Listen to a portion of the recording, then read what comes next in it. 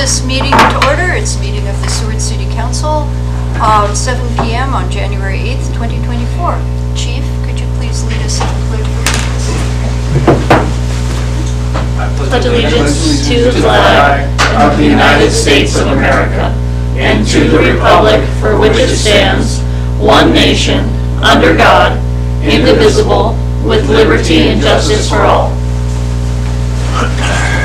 Thank you. Mr. Clerk, would you please call the roll? Okay, roll call for tonight's meeting. Calhoun? Here. Barnwell? Here. Wells? Here. Kreitz? Here. Finch? Here. Osenga? Here. And Mayor McClure? Here. Okay, we have a quorum. Okay, thank you. We got them all here. Next is citizen comments on any subject except those items scheduled for public hearing. If you've signed in, you'll get to go first. You get 3 minutes. And if you didn't sign in, I can get a show of hands and have you come up within the 36-minute total possible time for this. Mr. Clerk, has anyone signed in? There are 2 people signed in. First on the list is Russ White. Okay, yes. Hi, Russ White, outside city limits.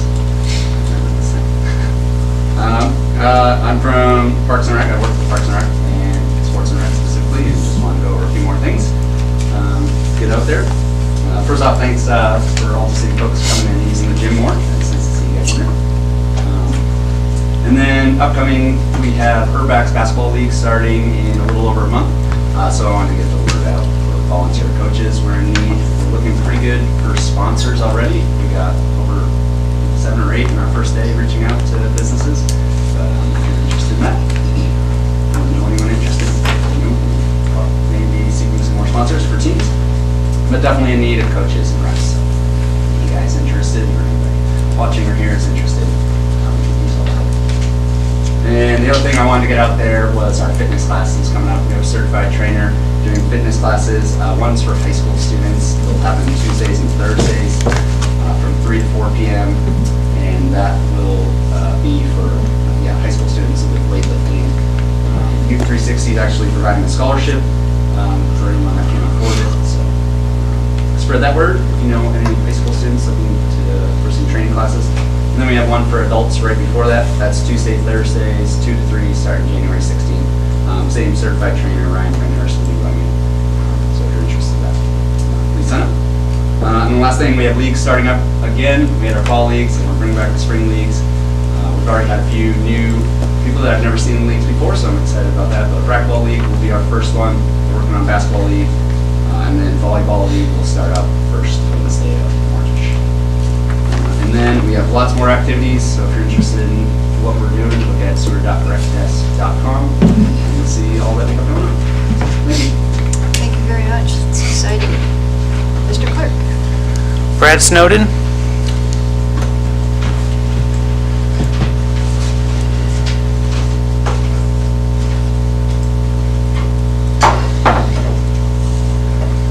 Okay.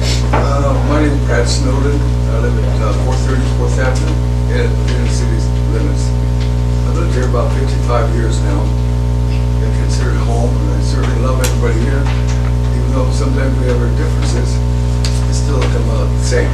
I have several subjects to talk about, discuss with you, and I'll try to hit each one and do it in under 3 minutes.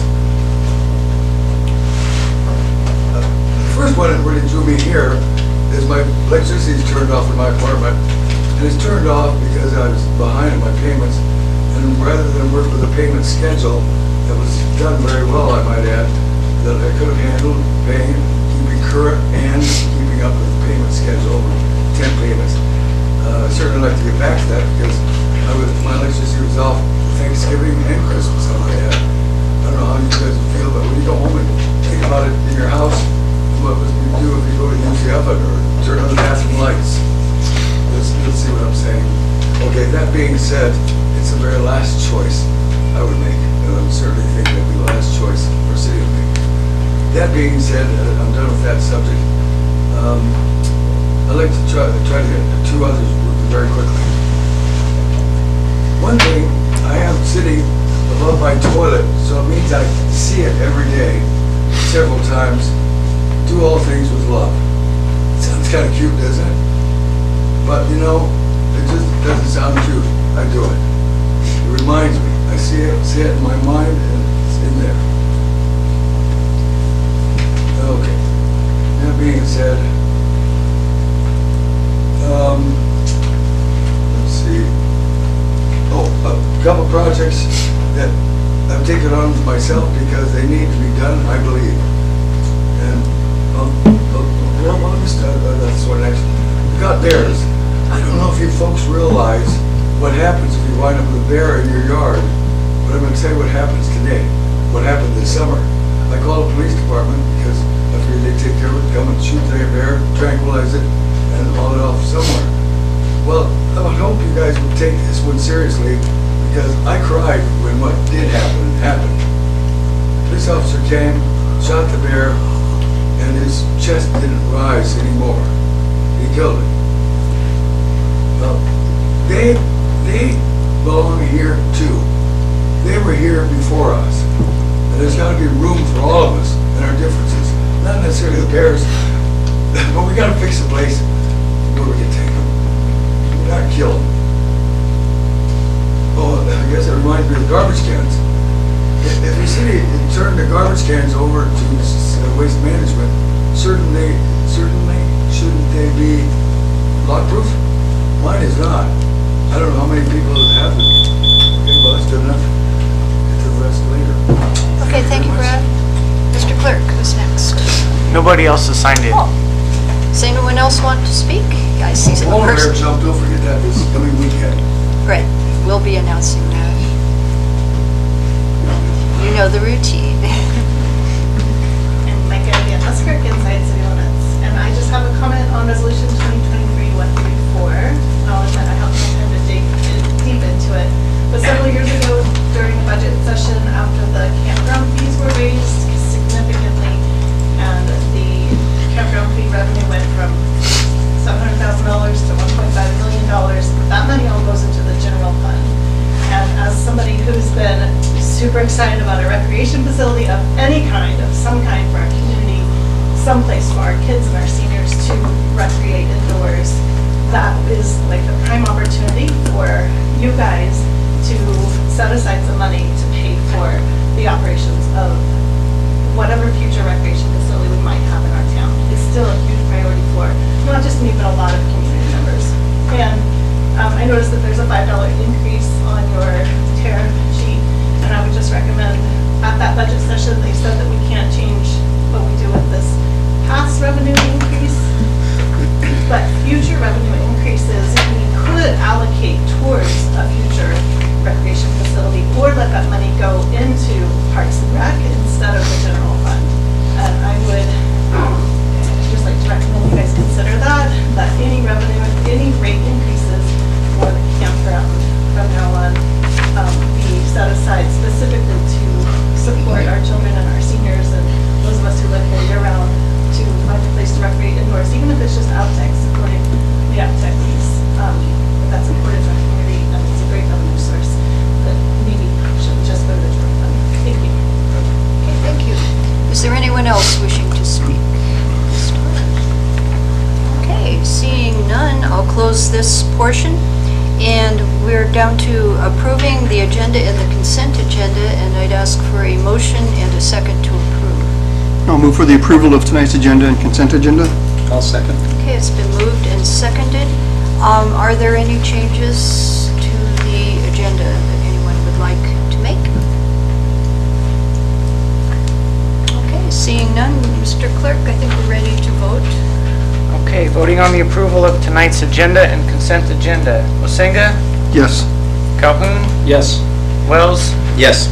Barnwell, Yes. Kreitz, Yes. Finch, Yes. and Mayor McClure. Yes. Okay, your agenda and consent agenda have been approved, and approved on the consent agenda are the December 18th, 2023 City Council meeting minutes, Resolution 2024-002, adopting an alternative allocation method for the FY 2024 Shared Fisheries Business Tax Program, and certifying that this allocation method fairly represents the distribution of significant effects of fisheries business activity in the Cook Inlet Fisheries Management Area, and authorizing the city manager to apply for funds from the Shared Fisheries Business Tax Program. And lastly, a non-objection to the transfer of the controlling interest from James Pruitt to Tracy Williams for the liquor license for Gateway Liquor and Food Mart. Okay, thank you. Now we have proclamations and awards, and we have a proclamation for the Seward High School Seahawks wrestling team. If you all could come in, or if you could let them know if they can't hear. Yeah, and we'd like you guys to stand up here, girls, and so the TV's people can see you.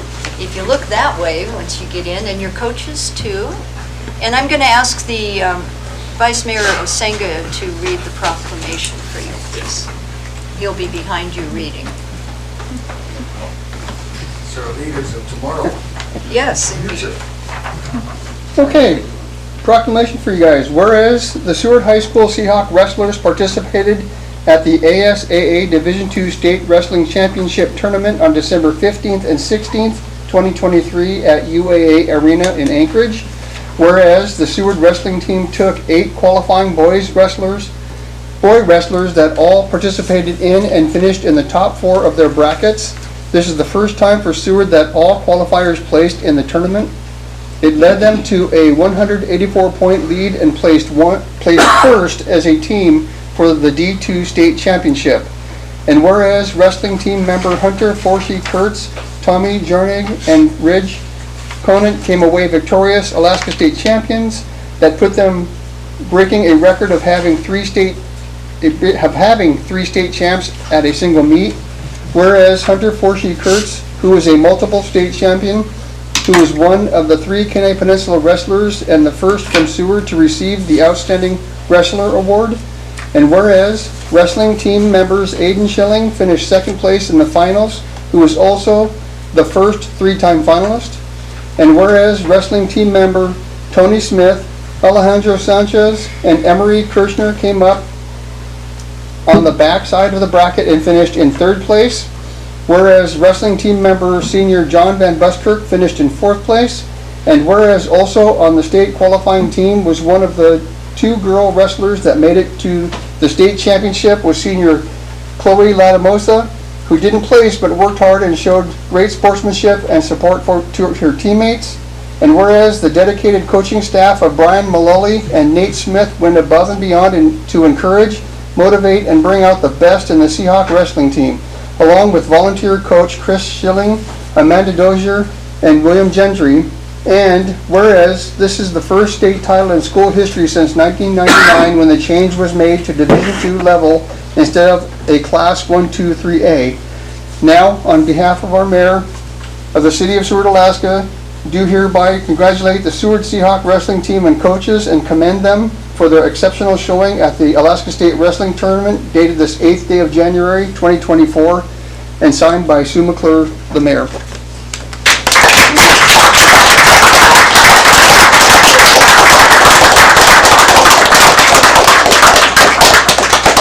We have copies of the proclamation for all of you, and if somebody wants to say a few words, coaches or wrestlers, that would be great.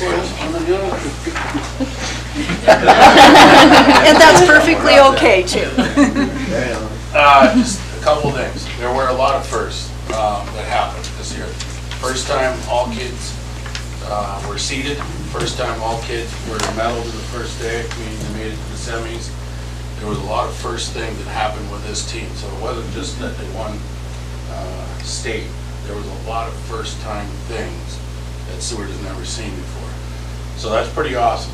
It's a testament to being 5 years old in the community, investing in the sports and people's hard-earned money given to us for club teams is what the final product ends up being here years later. And, big thanks for, big thanks for the Legion the other night for giving us the food for our party and all that. So it's a community effort to get where these kids have been, and we thank you all for it. Well, thank you very much. Congratulations. Thank you. You're more than welcome welcome to stay and observe the rest of the council meeting. Is the parking thing coming up? It is. Yes. Thank you. Okay, next. That's really exciting, though. Next, we have the city manager report, and you'll find it on page 6. Great. Thank you, Madam Mayor. Some things to note in the city manager report. Jason and I have been hard at work at the capital project submission information systems, which puts all of our legislative priorities in front of the state and federal legislatures. Our legislative priority guides are printed, and I should bring some in here to show off. I completely blanked on that. I'll grab some if we take a break or before the end, but we have those printed in hard copies, so I'll bring some of those in. And some things that I wanted to note too in here, Matt Newskill Electric will be here on January 11th to discuss an operating contract. We hope to have that in front of you on the January 22nd agenda. And I also had on here that we are assisting MEA in their search for a 3-bedroom, 2-bathroom house, but somebody saw this and called me. So that's all set, which is great. I was super excited. And some exciting news from Finance Department. We've implemented net metering billing, and bills will go out on January 2nd, and after that, everybody can sign up for auto pay. We also have been working on a detailed finance report that will come out in the second council meeting of each month, so that'll be a good thing to look for next meeting.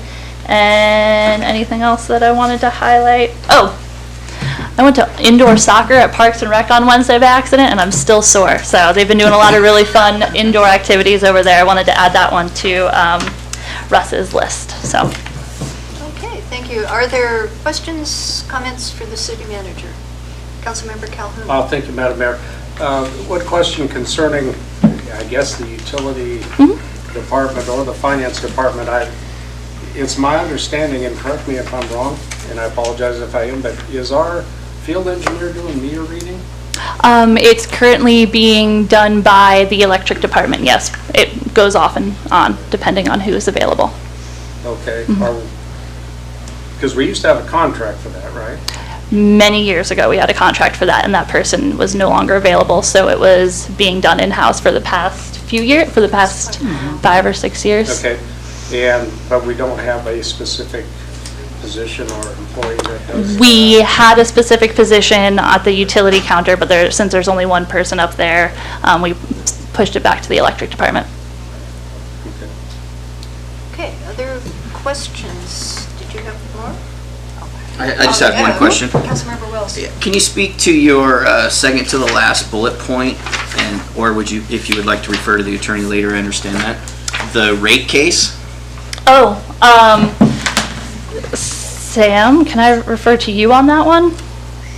Sure, you can.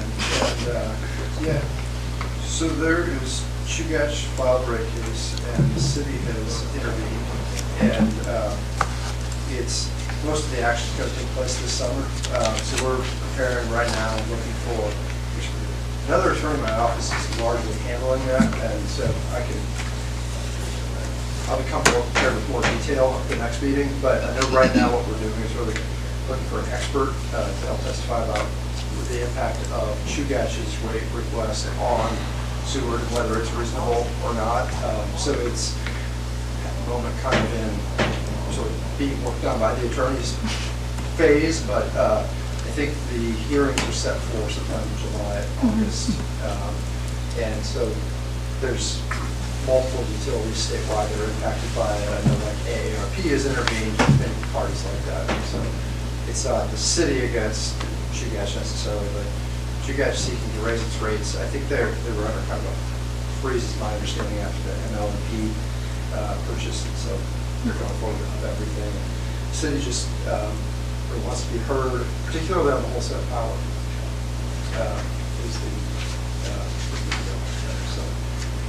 Over coming months, hopefully we can do a little more comprehensive. Do we have an idea on what they're proposing as far as rate increase? We do, and I don't have that. I just don't. Cat has that. I just don't know the figure right now. I'll probably figure it out. No problem. Yeah. Yeah, I don't have that information Okay. offhand. Thank you. Sorry. Councilmember Callahan? Yeah, thank you, Madam Mayor. One thing, and I don't know, maybe since we're talking about rates and that kind of thing, this would be a place to put that in. I know we're going to get our mid-budget cycle report next council meeting. Yep, we're going to have a work session on that next council meeting. We are going to have a work session on that? Yep. Okay. Could part of that information that we have for that work session include what we actually plan on doing with the additional kilowatt hour income that we're going to have? Yep, we've been working on that, so plan on having that with that as well. Okay. Good question. Mhm. Other questions? City manager report. Okay, thank you. Great, thank you. City clerk report, I believe your report, do you want to point it out? Yeah, sure. The clerk's office had some fun with this one. I made a commemorative poster of the year in council meetings, and Karen and Jody took all their statistics for public records requests and business licenses, and they made some really cool graphs that really brings some otherwise dry information, gives it some life, and makes it actually a pretty interesting read. So if you're interested in business licenses and public records requests, I'd check it out. And thank you. And this begins on page 16 of the packet, so it's definitely, the best part of it, though, is the covers of all the council meetings, the pictures there. Thanks to our clerk for that, clerks. Okay, that's it. And that's all we have to City report. attorney report. You'll find that on page 20. And we have the city attorney sitting right there. Right here, yeah. There he is. Thank you. So, as I usually do, I could read things, but you all can read too, a relatively short report there, but I usually pick a couple to talk about in a little greater detail, and one of them is the general matters I talked about, advising on the Public Records Act and messages on personal phones and other devices. We could talk about that at some point if the city, if the council wants more on that, I could prepare something. But what I wanted to say on that, I think we do public records advice frequently, and that doesn't always make it on here because sometimes that's 15 or 20 minutes, and it's just I either forget about it or it's not worth putting on there. But I did want to say the clerk's office is very good about reaching out about those things, and this was even more just general advice. I don't think it was necessarily about a request, but I would say that Chris is definitely trying to get ahead of things and looking out for where we can improve, and reaches out to me often about, hey, can we improve this form a little bit? I was just thinking about this, and I kind of said, well, is there an actual problem that came up? And he goes, no, just, I don't know, pulled it up, and it looks like it could be refreshed. And he's doing that frequently, and we work together on that, and I appreciate that. That could be a very reactive role or a proactive role. And working on the public records stuff is something I enjoy, and Chris is reaching out with questions frequently on that. Another example of something that frequently doesn't even make it on here, occasionally does, but is contract review. And I just realized that because I forgot to do one this month, and somebody, city management, sent me a contract for something now. It's not even on my radar. It might have been blood clean or something like that. And I don't think our office in the city has just send us every single contract. I don't think we need to, and that can be time consuming because there's a lot of little ones. But it's amazing how frequently, sometimes it's a big contract and a very word by word sort of analysis is required, or negotiation with an attorney for the other side. But a lot of times it's just, hey, why don't you go back to them and just say, no, you don't like this because it doesn't make any sense, or it's just written poorly, or they probably put that to everybody, and some people say yes, and if we just say no thank you, maybe they'll just say okay. And we had one this month that was a bit like that, and sometimes they don't even know how they end up. But a classic example, I have a handful of things I look for with those, and can do a basic just are we in the ballpark exercise within 20 minutes usually. Indemnification is one. It's very, very lopsided. Like the city absolutely indemnifies the other side, but the other side is putting all liability on the city. Jurisdiction and choice of law is another one that's really common. If we have to go fight over everything in Delaware, we're not likely to fight. But if I can say, look, do you want the city's business? Well, then make jurisdiction in Anchorage. Now all of a sudden we can afford to play ball. So those are the kind of things that we're doing in a day-to-day that often don't even make it in here or that don't rise to, where we're having council discussions usually. But did one of those this month as well. So that's just a couple of examples. Stuff that we're doing. I love your in-depth dissertations. It's very good. Probably make it interesting. It could be. Questions for the attorney from anyone, or comments? Okay, we appreciate your diligence on our behalf. Okay, that moves us quickly along to the public hearing, and we have one. Yes. In public hearings, the comments are limited to 5 minutes, and there's a sign up, but you don't have to sign up, but the people signing up will be able to speak first. The public hearing item we have is Resolution 2024-001. It's the first one. Mr. Clerk, would you please read this for the record? Resolution 2024-001, adopting the calendar year 2024 City of Seward tariff for electric, water, and sewer. Okay, thank you, and we need a motion and a second to approve, please. I'll move for the approval or the adoption of Resolution 2024-001. I'll second. Okay, moved and seconded. Administration, would you Thank you. please speak to this? Thank you, Madam Mayor. This resolution adopts the utility tariffs incorporating utility electric service rates as well as the 5-year average CPI for sewer and water. So getting our decisions into the tariff and incorporating those. The average CPI is 3.26 from the past 5 years, which is 2018 to 2022. And that would be on sewer and water. And then the finance director is here as well if you have any additional questions. Okay. We'll get the public hearing part, and then we might have questions, okay? So I'll open the public hearing on Resolution 2024-001. Mr. Clerk, has anyone signed in? Nobody has signed in. Okay, is there anyone in the audience wishing to speak specifically to this resolution? Okay, seeing none, I'll close the public hearing, and that brings it back to the council. And are there questions and comments? I'll start with Councilmember Calhoun first. All right, Madam Mayor, thank you. I did have a lot of fun with this, looking at it. So. Anyway, the question that I had as I look over the water tariffs and stuff, how close are we to water metering?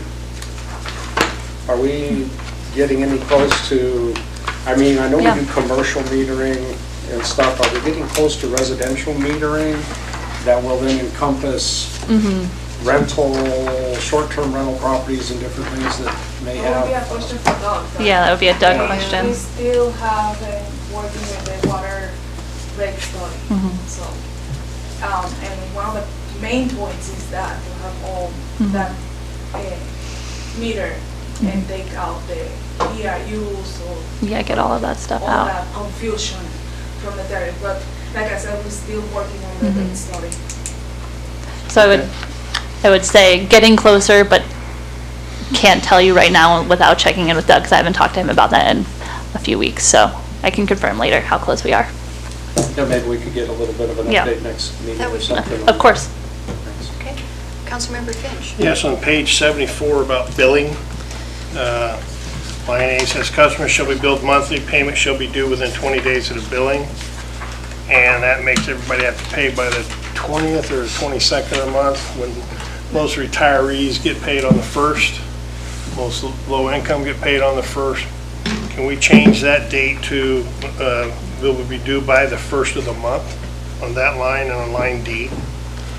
Because I've sat and watched Jeremy spend hours filling out late notice fees, and it's all to retirees or Social Security benefits that get paid once a month. You know, I mean, if a couple retirees were to, just 3 of them file a class action lawsuit for discrimination, that's gonna cost us some legal fees. Simply change the due date from the 20th to the 1st. So just to clarify, would you like to change the due date or the billing date? Because currently it's payment shall be due within 20 days of the billing date printed on the monthly statement if bills are mailed on or, but we don't have to change the receivable date. We can change it out to be payment shall be due within By the 1st. 31 days? By the 1st, because federal retirees get paid on the 1st, state employees get paid between the 26th and the So you're 27th. adding 15 days after the due date Yeah. to make payments? Yeah, they have no, how would they make, how many late fees does the city send out monthly? How many hours did, I watched Jeremy sit behind his counter filling out all these late Now fees. with Ability Assist, they have been very efficient, so every month we send out, I will probably say 150 letters. And if we change it to the 1st, it'd probably go down to 0, because that's when everybody gets paid their social security, their state retirement, and their federal retirements. I just, Every bill I have, I've had my whole life is either doing the 30th or the 1st, and this is the only one I've ever seen on the 20th.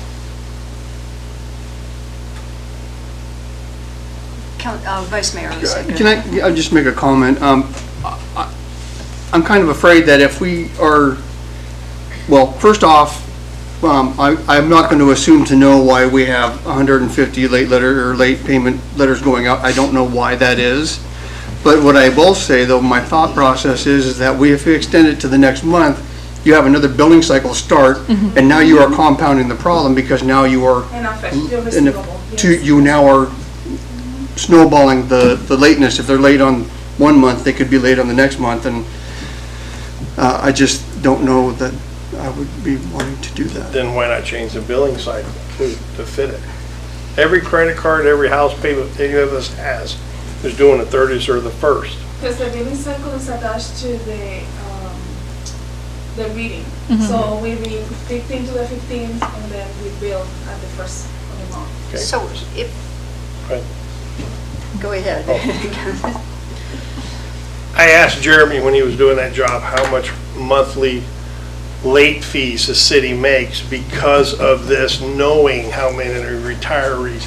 And it's quite a lot of money we're taking from them when they only get paid on the 1st of the month, or between the 26th and the 27th for state employees.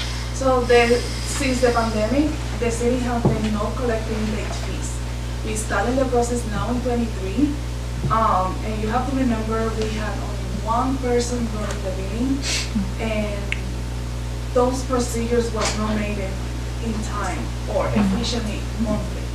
So the city was not collecting the late fees as it's supposed to. But you say we spend 150. Councilmember Finch, you I'm need sorry, to excuse be me. recognized.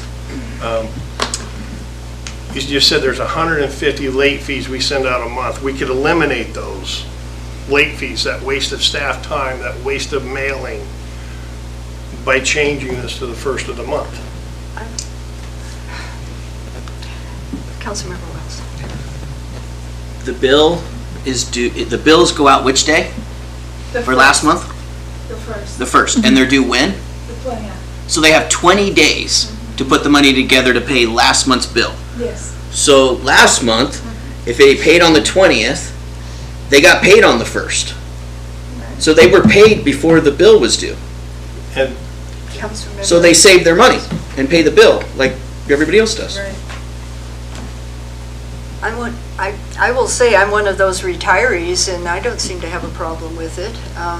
You know, you pay the bill when it's due, and regardless, you plan ahead if you know, so I don't see the need to change this personally, but that would be an amendment or whatever if you want to make a motion.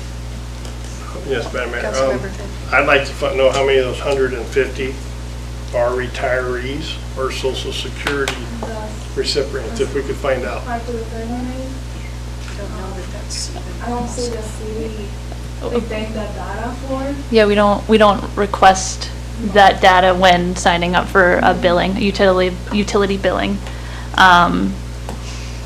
I'm trying to think of a solution to find that information, but I don't have one off the top of my head. We have payment plan in place, we have deployed it with different citizens as needed, and also with the community asking for another non-profit organization where case by case we can reach out to them and see how we can help the citizens. But you also have citizens that have a lot of, how can I say that?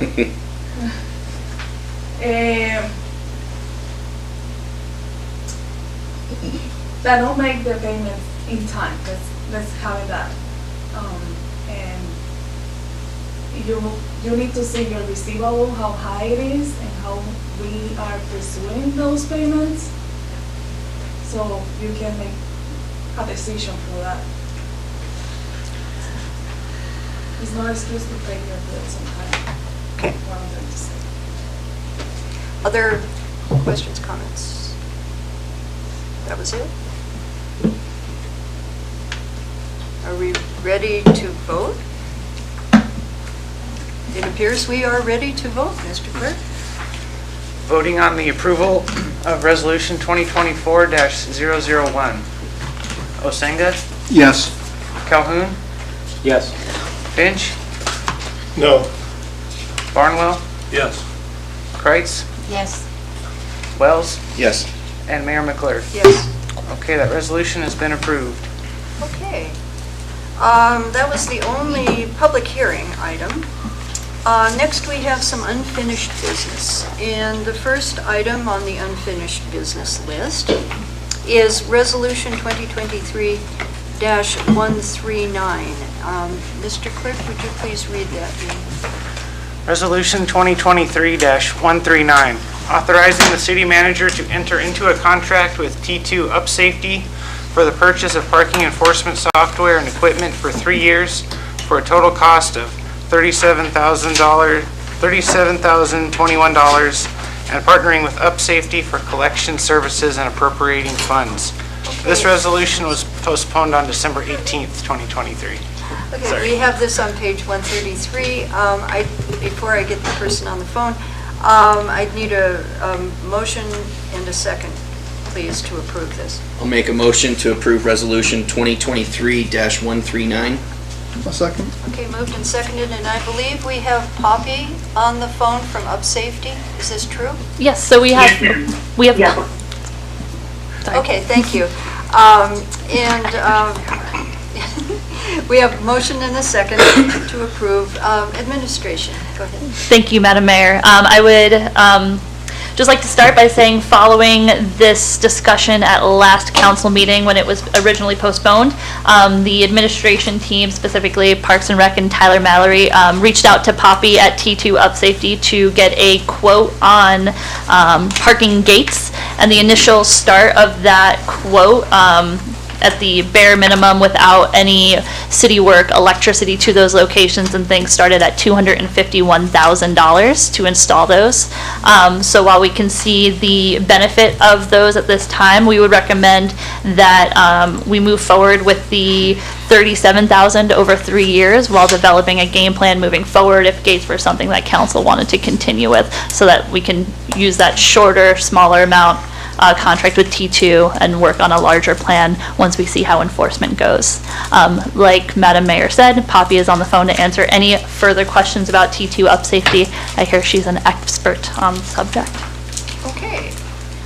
Questions? Councilmember Wells. I don't have a question, I just have a comment, and I want to thank administration and the department for appeasing me by checking, and those that were asking me, so that we could actually have a comparison of the two different services. So I just want to say thank you. Thank you. Appreciate it. Other questions about this? Well, are we ready to vote?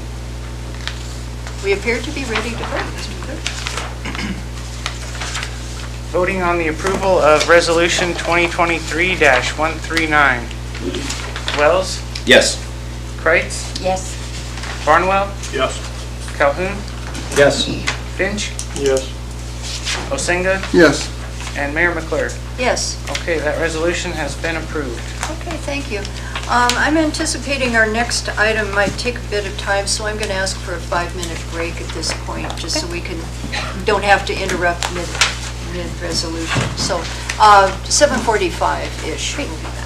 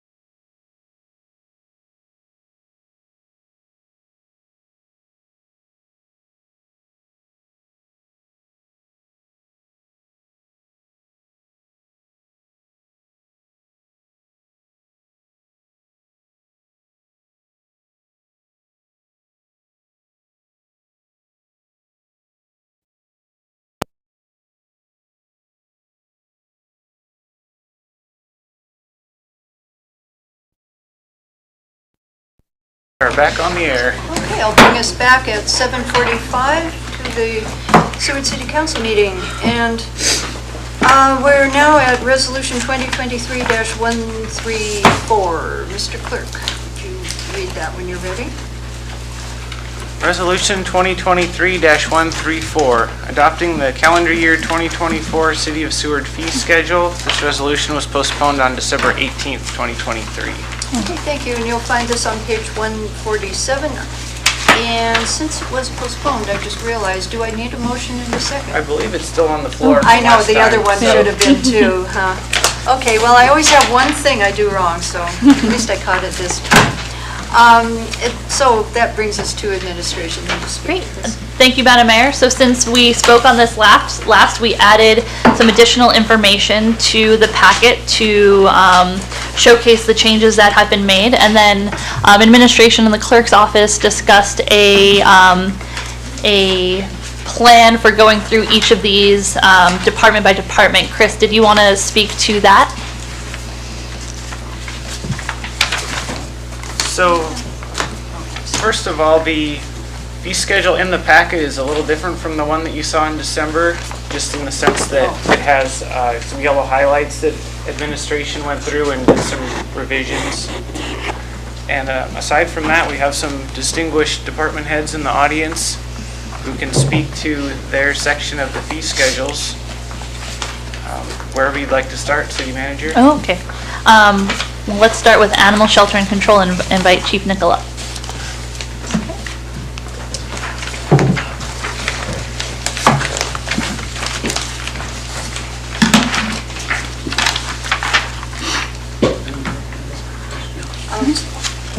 Councilmember Calhoun. Just for clarification, is the process that we're going to do, just so I understand, we're going to take section by section, and if we have amendments, we will take care of those, that section? It's That's all my done Yes. and then move on? So that's the, Okay. Thank you. Okay, Chief? All right, well, I guess I'll start with why you didn't see our numbers last time. We were in the process of kind of doing more of a deep dive into this anyway. We wanted to really do some research and look at what other places are doing. So we gathered information from the Matsu Shelter, Anchorage Animal Control, Kenai Animal Shelter, and Homer Animal Shelter, and then compiled that data, and then we placed our fees in that accordingly where we felt made the most sense. You know, we were trying not to go too overboard, but, you know, kind of meet more in the middle compared to everybody else. The big thing that I would, you know, draw your attention to, only because of the laydown from Councilmember Finch, the recommendations that he made, I think the thing that I would point to with that is the cost of spay and neuter. So, as you can see with ours, we're already paying 50% of that ourselves. And Matt Hall, who's now retired, and he's been helping us out of the kindness of his heart from retirement, and that really, you know, I hate to even make that public knowledge because he doesn't want, you know, he doesn't want to be inundated because of this. He's specifically helping the shelter, only the shelter, and it's not going to last much longer.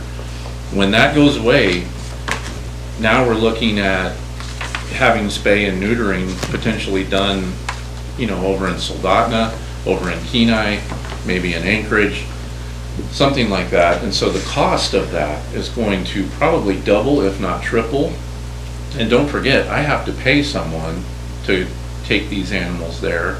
So now we're looking at per diem, we're looking at hourly rate, potentially overtime, we're looking at, you know, vehicle costs, you know, fuel, so on and so forth. So per diem, we're gonna have to pay somebody a meal to go do these things. So the costs are gonna go up.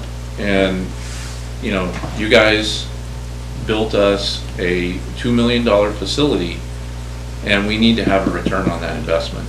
And so, you know, for me personally, I'm very much looking at this as, this is a business. We need to run it like a business. We're not making profit, that we're not turning a profit here.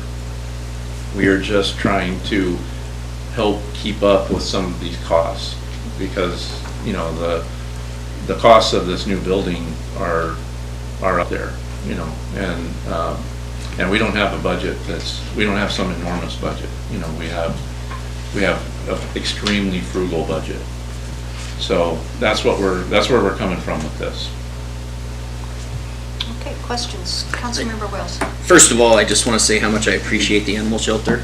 It is definitely, no matter where I'm at, my pride of the town that I'm in, because I care about those dogs and cats too so much. Cats. Cats. Oh yeah, that's why I threw it in there.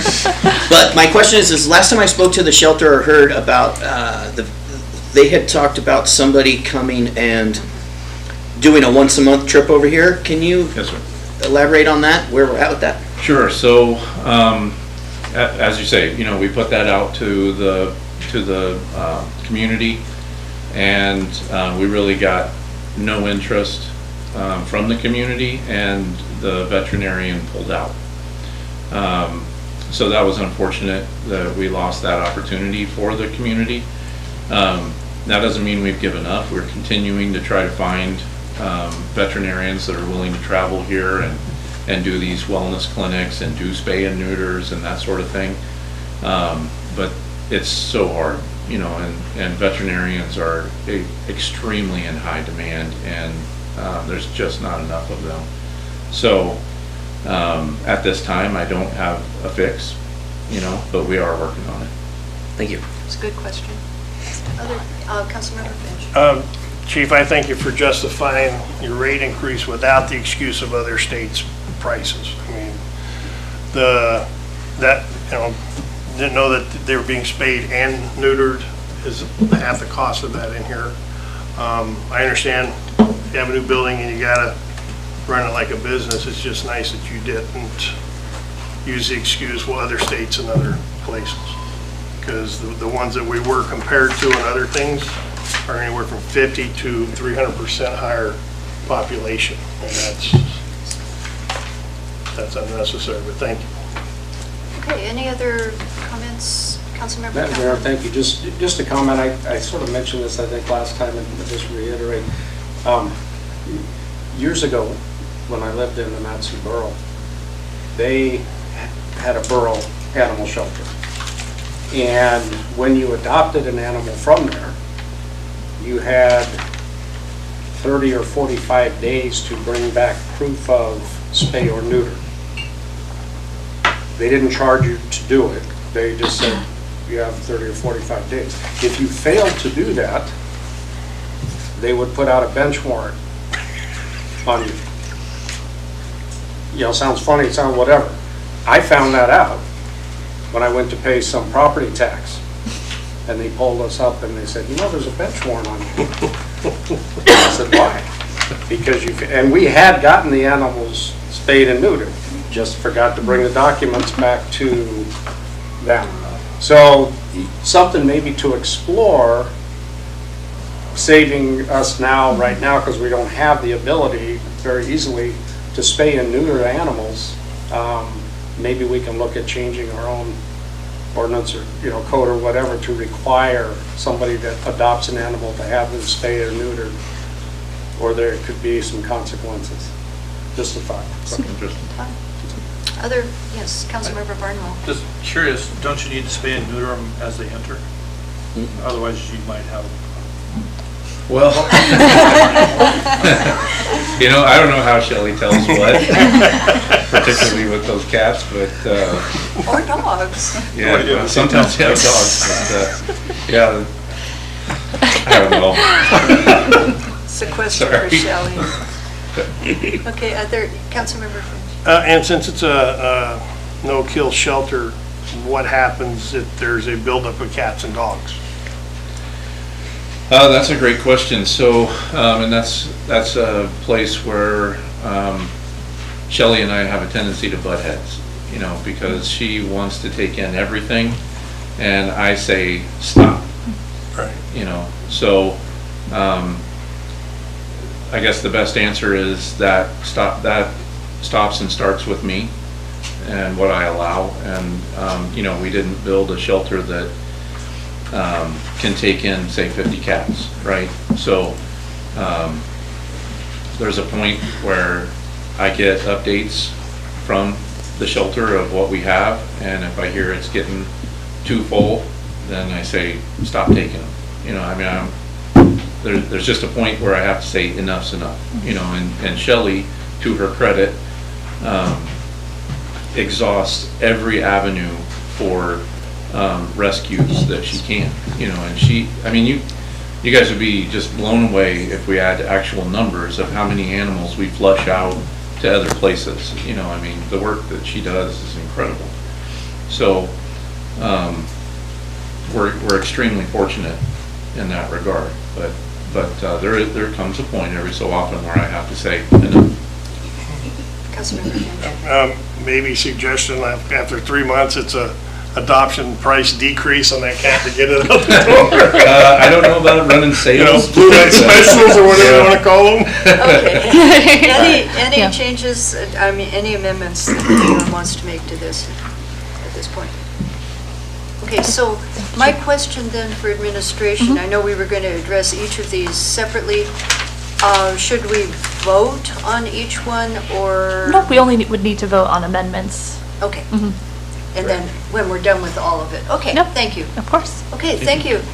And you can direct this to the next one. City Clerk's office. So I'm just going to put an unofficial check mark next to the animal shelter and control.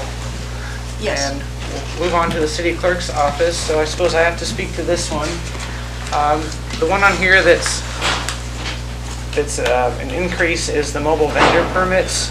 And these fee increases came about from a planning and zoning work session. So that was the commission's recommendation, and it's up to council to decide. I believe the reasoning was $300 a month would break down to $10 a day for the mobile vendor, and they thought that that was a fair price. And I'll leave it at that, I guess. I can answer questions. Thank you. Let me get Councilmember Wells. So as a person that has property and mobile vendors, and I know somebody else here in town, in the downtown area, that has mobile vendors on private property, I charge $500 a month and a minimum of 5 months on my property for a mobile vendor. And the one that's downtown that's on private property is 7% of your daily sales. So if you compare those two things to what the city's charging right here, the city is giving this away. That's all I have to say. Thank you. And just some background information, last year it was $300 for the season for a mobile vendor. Councilmember. That's what I was going to ask. I see last year's mobile roving vendor application fee was $50, and mobile roving vendor permit was $250, which is $300. But the mobile vending permit seasonal, if they're going to get a seasonal one, could they get a little bit of a discount? Like $900 instead of $1,200? Councilmember Brown. I'm not a big fan of that. I worry that if we lower our prices too much on mobile vendors, we have too many vendors, and that impacts our businesses that are housed here in Seward. So I think $1,200 is a pretty fair rental price for, was that 6 months? Vice Mayor Senga. Just to clarify, how many mobile vendor spots do we have available? Currently there are 10. There are 10. 5 were filled last year. 5 were filled last year, and we have 10. Okay, thank you. Okay, are there any amendments anyone wants to make for the city clerk's fees?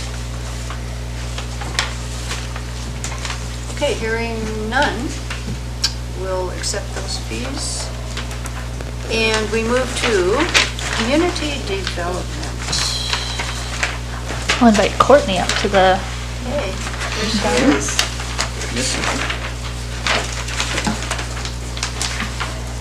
Good afternoon, good evening. So the fee changes this year were pretty minimal. We raised the conditional use permit and the variance fees just by $15. And the reason behind that is they were originally raised from $300 to $335 to account for the recording fees. But after a year or so of doing the recording, and we do it electronically now through an online system to speed up the process, the average for those recording fees is about $50. It varies, the recording fees varies depending on the number of pages, so it does fluctuate, but that's the reason for raising it to $50 is that was the average for those recording fees for those documents. And then the preliminary plat fee is being raised from $75 to $200. The reasoning for this is the preliminary plat requires the same amount of work from our office as a conditional use permit, a rezone, variance application, all of which are $300. I'm not sure historically why the preliminary plat application was $75, but it requires the same amount of work, and so that's the reason to raise it to at least $200. It doesn't require a recording fee, so it doesn't need any additional compensation there.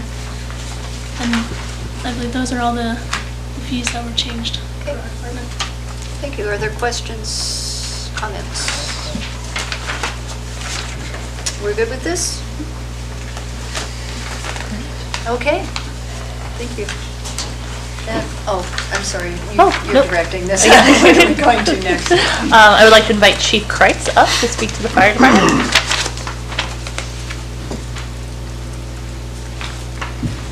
Madam Mayor. It's pretty much like everyone else is saying, it's being adjusted, really more showing true reflection of time spent by staff. And so really just looked at the hourly rates. What does it take for these certain businesses to have an inspection? And so that's why we raised them, not significantly, but enough to reflect the actual time spent on them. So we're not making any money, we're just trying to cover the cost to these special inspections. A regular inspection, if we come out to the bank across the street, there's no charge. We only charge for if you need a permit or you need an alcohol license. I do want to also say on the re-inspections, that's if we as the fire department and the business owner come up with an agreed date to re-inspect, and we go out there and they haven't fixed the violations, then there would be a charge, but not just to go out and do the inspection. Okay. And then the false alarm is for fire alarm systems. If it goes off, this really covers the fire alarms that are not being maintained and they have troubles, and the person doesn't want to call the alarm company to come down and fix them. That's what this is. If you own a business and you're cooking and it sets off the alarm, it did what it was supposed to do. If a kid pulls a pull station, it did what it was supposed to do. So we don't charge for that. It's only if it's a nuisance alarm that's not being fixed. And I didn't go up on the explosive permits because those are pretty dead on time spent. So, any questions? I'm just curious, how many false alarms do you get? I know you probably report that in your reports. We get a lot of false alarms. Since I've been here in 5 years, I've never billed for this. You've never heard? I've never sent a bill to anybody because pretty much every false alarm we get. But you get a number. Oh, we get a lot, yeah. A lot. Especially cooking in the dorms at Avtech like they're not supposed to, or a kid pulls a fire alarm station, or a shower set heads off sometimes, steam from the shower. Okay, I was just curious.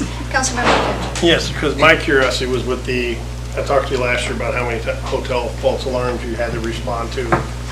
And I think the first two at a hotel could be free if their kids are pulling them or whoever. But after that, I mean, look how much to get your guys to come in, firing up your equipment, getting there, finding out it's a false one, and going back and redoing everything. I think that they should be changed to, 1 to 2, 3 after that, when the fire department starts charging them. Because you're wasting fuel, you're wasting manpower, wear and tear on equipment. all of that because a kid pulled a fire alarm in his motel. I mean, the cooking one in the restaurants, I understand those. But the hotel ones, the cooking in the Avtech dorms when they know they're not supposed to, how do you curb it if you don't increase the fines on them? Other discussion on that? Does anybody want to make an amendment motion? Councilmember Calhoun? Yes, thank you, Madam Mayor. I just have a question, I guess. If you're getting a false alarm from the Avtech dorms, as an example, since you brought that up, if you were to fine somebody, are you going to fine the individual students then? Or is it Avtech that gets the fine? It'll be Avtech. You'd think they might want to curb that one. Okay, any amendments? Are we good with this then? Okay, thank you very much. Library. So I will be the representative for the library this evening. And there wasn't many major changes on this. If there's any questions, I am able to answer, but, okay. Are there any questions at all? Okay, we're good with the library. Okay. I would like to invite Mel up from Parks and Recreation.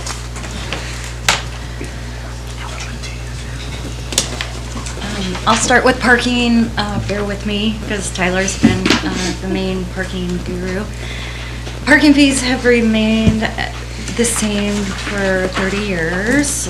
There was approximately 270 permit holders in 2023.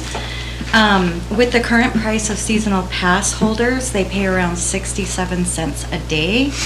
The increase that we're proposing, permit holders would pay about $1.34 per day. Permits will be managed by us and not through the T2 system, and they'll be hangers, so they're not going to be attached to any individual vehicle or person. So if you get a business permit, you can share with other employees. Other comparable parking lots is Homer rates. It's $200 or $250 for the season, and then they're around $7 per day for daily parking. And Whittier's at $250 for their season passes, and they're about $11 per day. For our daily parking, we charge $10 currently. We're proposing 4 to 5 hours, $5, 4 to 12 hours, $10, and then 12 to 24, $15. We continue to improve our parking lots and plan on paving uplands here soon. Last year, all our parking lots were lined, so basically the rates will go for improving the parking lots and getting staff to enforce. So I have campground, so if we want to just go through each individual one and take questions. Yeah, we can start with parking. I'd also like to clarify, Homer's is $200 for an annual pass. And that is a pass that only works for their beachfront. They also have a airport annual pass that's $500 a year. So just to clarify on that, but also the comparing it directly isn't necessarily the reason to increase it. It's the maintenance and the work that we put into it to make sure that we can have the best parking lots on the peninsula. Okay. Councilmember Fitch. Thank you, Madam Mayor. I'd like to first ask, did Parks and Rec run in the red last year? Yes. By how much? Well, I have those numbers with me. Because We didn't slam that, but I have the. Because comparing Homer, everybody you compared this to is 50% to 300% higher population what Seward has. Okay. You compared Laramie, Wyoming in here. I lived there. I've never launched a boat in my life in Laramie, Wyoming. And I think that's for the cemetery fees. Is that because? Oh, that's all on resolution for unfinished business, this one right here. Just to clarify that a lot of the places that we chose to compare to isn't related to population, it's related to visitor destination, because at the end goal of the parking is to increase revenue from visitors to put back into the parking. And So the that's specific. why I asked to justify the rate increase without the excuse of other states or cities. It justified Parks and Rec's increase. I talked to Norm today, and I think it's a north and a south parking lot from 0 to 2 hours is free. And on here, it's 0 to 4 hours. So if I have to go run in the fish house for a $2 bolt, I gotta pay a $5 parking fee to run in for 5 minutes, get a bolt, come home and fix what I want. I really apologize for my ignorance on parking. But center lot, I believe, was the 0 to 2 hours. And everywhere else is $10 for the day. I talked to Norm at 5:30 today. He said the Okay. northern lot and the southern lot, he believes are still 0 to 2 hours. No, northern lot and southern lot, you have to pay $10 a day. The center lot is 0 Only to the 2 center hours. lot. So, this parking needs to be 0 to 2 hours for free, and then start at the 2-hour mark, because if I gotta run in to buy me a bolt at the $2 bolt at the fish house, I gotta park, pay $5, run inside, because what's gonna happen when we get the little fancy gun is the same thing the Anchorage parking ferries did. I keep talking about, they're gonna sit there and they're gonna wait, and that guy goes in, they're gonna tag him. We're not planning, we're You can planning say to it, I'm do planning, I'm just predicting. enforcement The fairly. past has happened, and it'll Yes. happen with it. I understand. Our parking needs to be 0 to 2 hours. Okay. So, Vice Mayor. So just a question for Councilmember Finch. Are you anticipating that if we adopt these fees, that there's going to be a super huge crunch on our parking in the future that changes from what it is today? And the reason why I'm asking that is because I can go in to the harbor and park and go in and get a $2 bolt without having to pay $5 to park. I agree. I don't have any problems finding a place to park in the harbor, so. Councilmember Finch. So I'm just asking do you anticipate something different than what's going on right now if we adopt these fees? Councilmember Finch. I anticipate if we adopt these fees with that new system, there's gonna be issues. Because it's been in every country or state that's had that system. If I may, honestly, if we just kept the daily rates the same, that would simplify things. We're just mainly just the seasonal pass holders, which isn't enforced through the T2 systems, it's the hangers on the windows. So if council wants to just keep the daily rates the same, that would definitely simplify. Oh, I'm sorry. Councilor- That's okay. I was looking to the Hey, city I know you manager. got a lot going on. Councilmember Wells. Thank you, Mayor. Since we're talking about the T2 system, and I absolutely appreciate it if you say you don't know yet, that's totally fine. We have do you know how many total parking spaces we have that we're gonna charge for? We have 678 parking spaces. Okay. That are paid for, and then 94 parking spaces that are in the center lot that are free. Okay. 0 to 2 hours. excuse me. So say that first number again, 100 and how many? 678. Yeah, 678 parking spaces, paid okay. parking spaces. How many employees, I saw that we're getting two, we approved two of the T2 handheld things, right? Whatever you want to call them. How many employees are we going to have monitoring parking 24 hours a day? We would like to have up to 4 employees, but 2 per day. Per day, 4 employees. Okay, so have we done a time allocation on how long it will take 4 employees to run the plate on 600 plus parking spots? My point is, to Councilmember Finch, I agree a lot with what he's saying in some areas, but to be able to, for the locals to be able to run in and run out, I don't believe that the parking attendant, if he's paying attention to all the parking lots, unless I pull up right next to him and get out of my car, and I run in the store and I run out, we don't have enough parking attendants to stand there and scan every car every second, correct? So I guess, and we have the free 2-hour parking in the center lot. Correct. That goes to the harbor. So if you want to go shop or you want to go eat, you can do it in 2 hours. It doesn't cost anything. Right. If you can find a place to park there. Is that right? Okay. Sorry, Mayor. Go ahead. And the on-street parking is still free. Yes. Yes. If you can find a spot. Yes. Okay. Councilmember Barlow. Can you, I'm a little lost in all these numbers right now. What kind of increase are we talking about here? Can So you we're repeat just- what we're charging now So versus what you? for the seasonal rates, we're just looking at an increase of, so for seasonal permits, increase of $50. Right now, they're at $50. We want to propose $100. And the vehicle with trailer, it was at $100, we're proposing $200. So we're just basically doubling the permit holder fees. So the hourly changes, we keep saying they're free at, I know they're free at Center Lot now, but you're, on here, it's saying that 0 to 2 hours.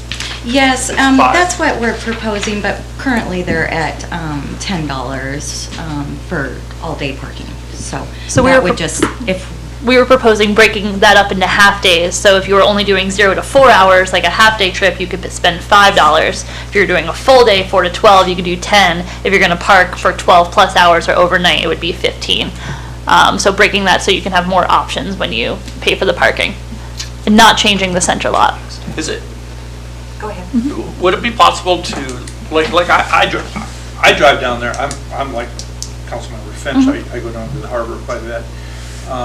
Although I'll have a seasonal pass, but let's say you popped in there. Is it possible where you could do 0 to 2 hours free and then 3 to 4 or 5, whatever that number was, at $10?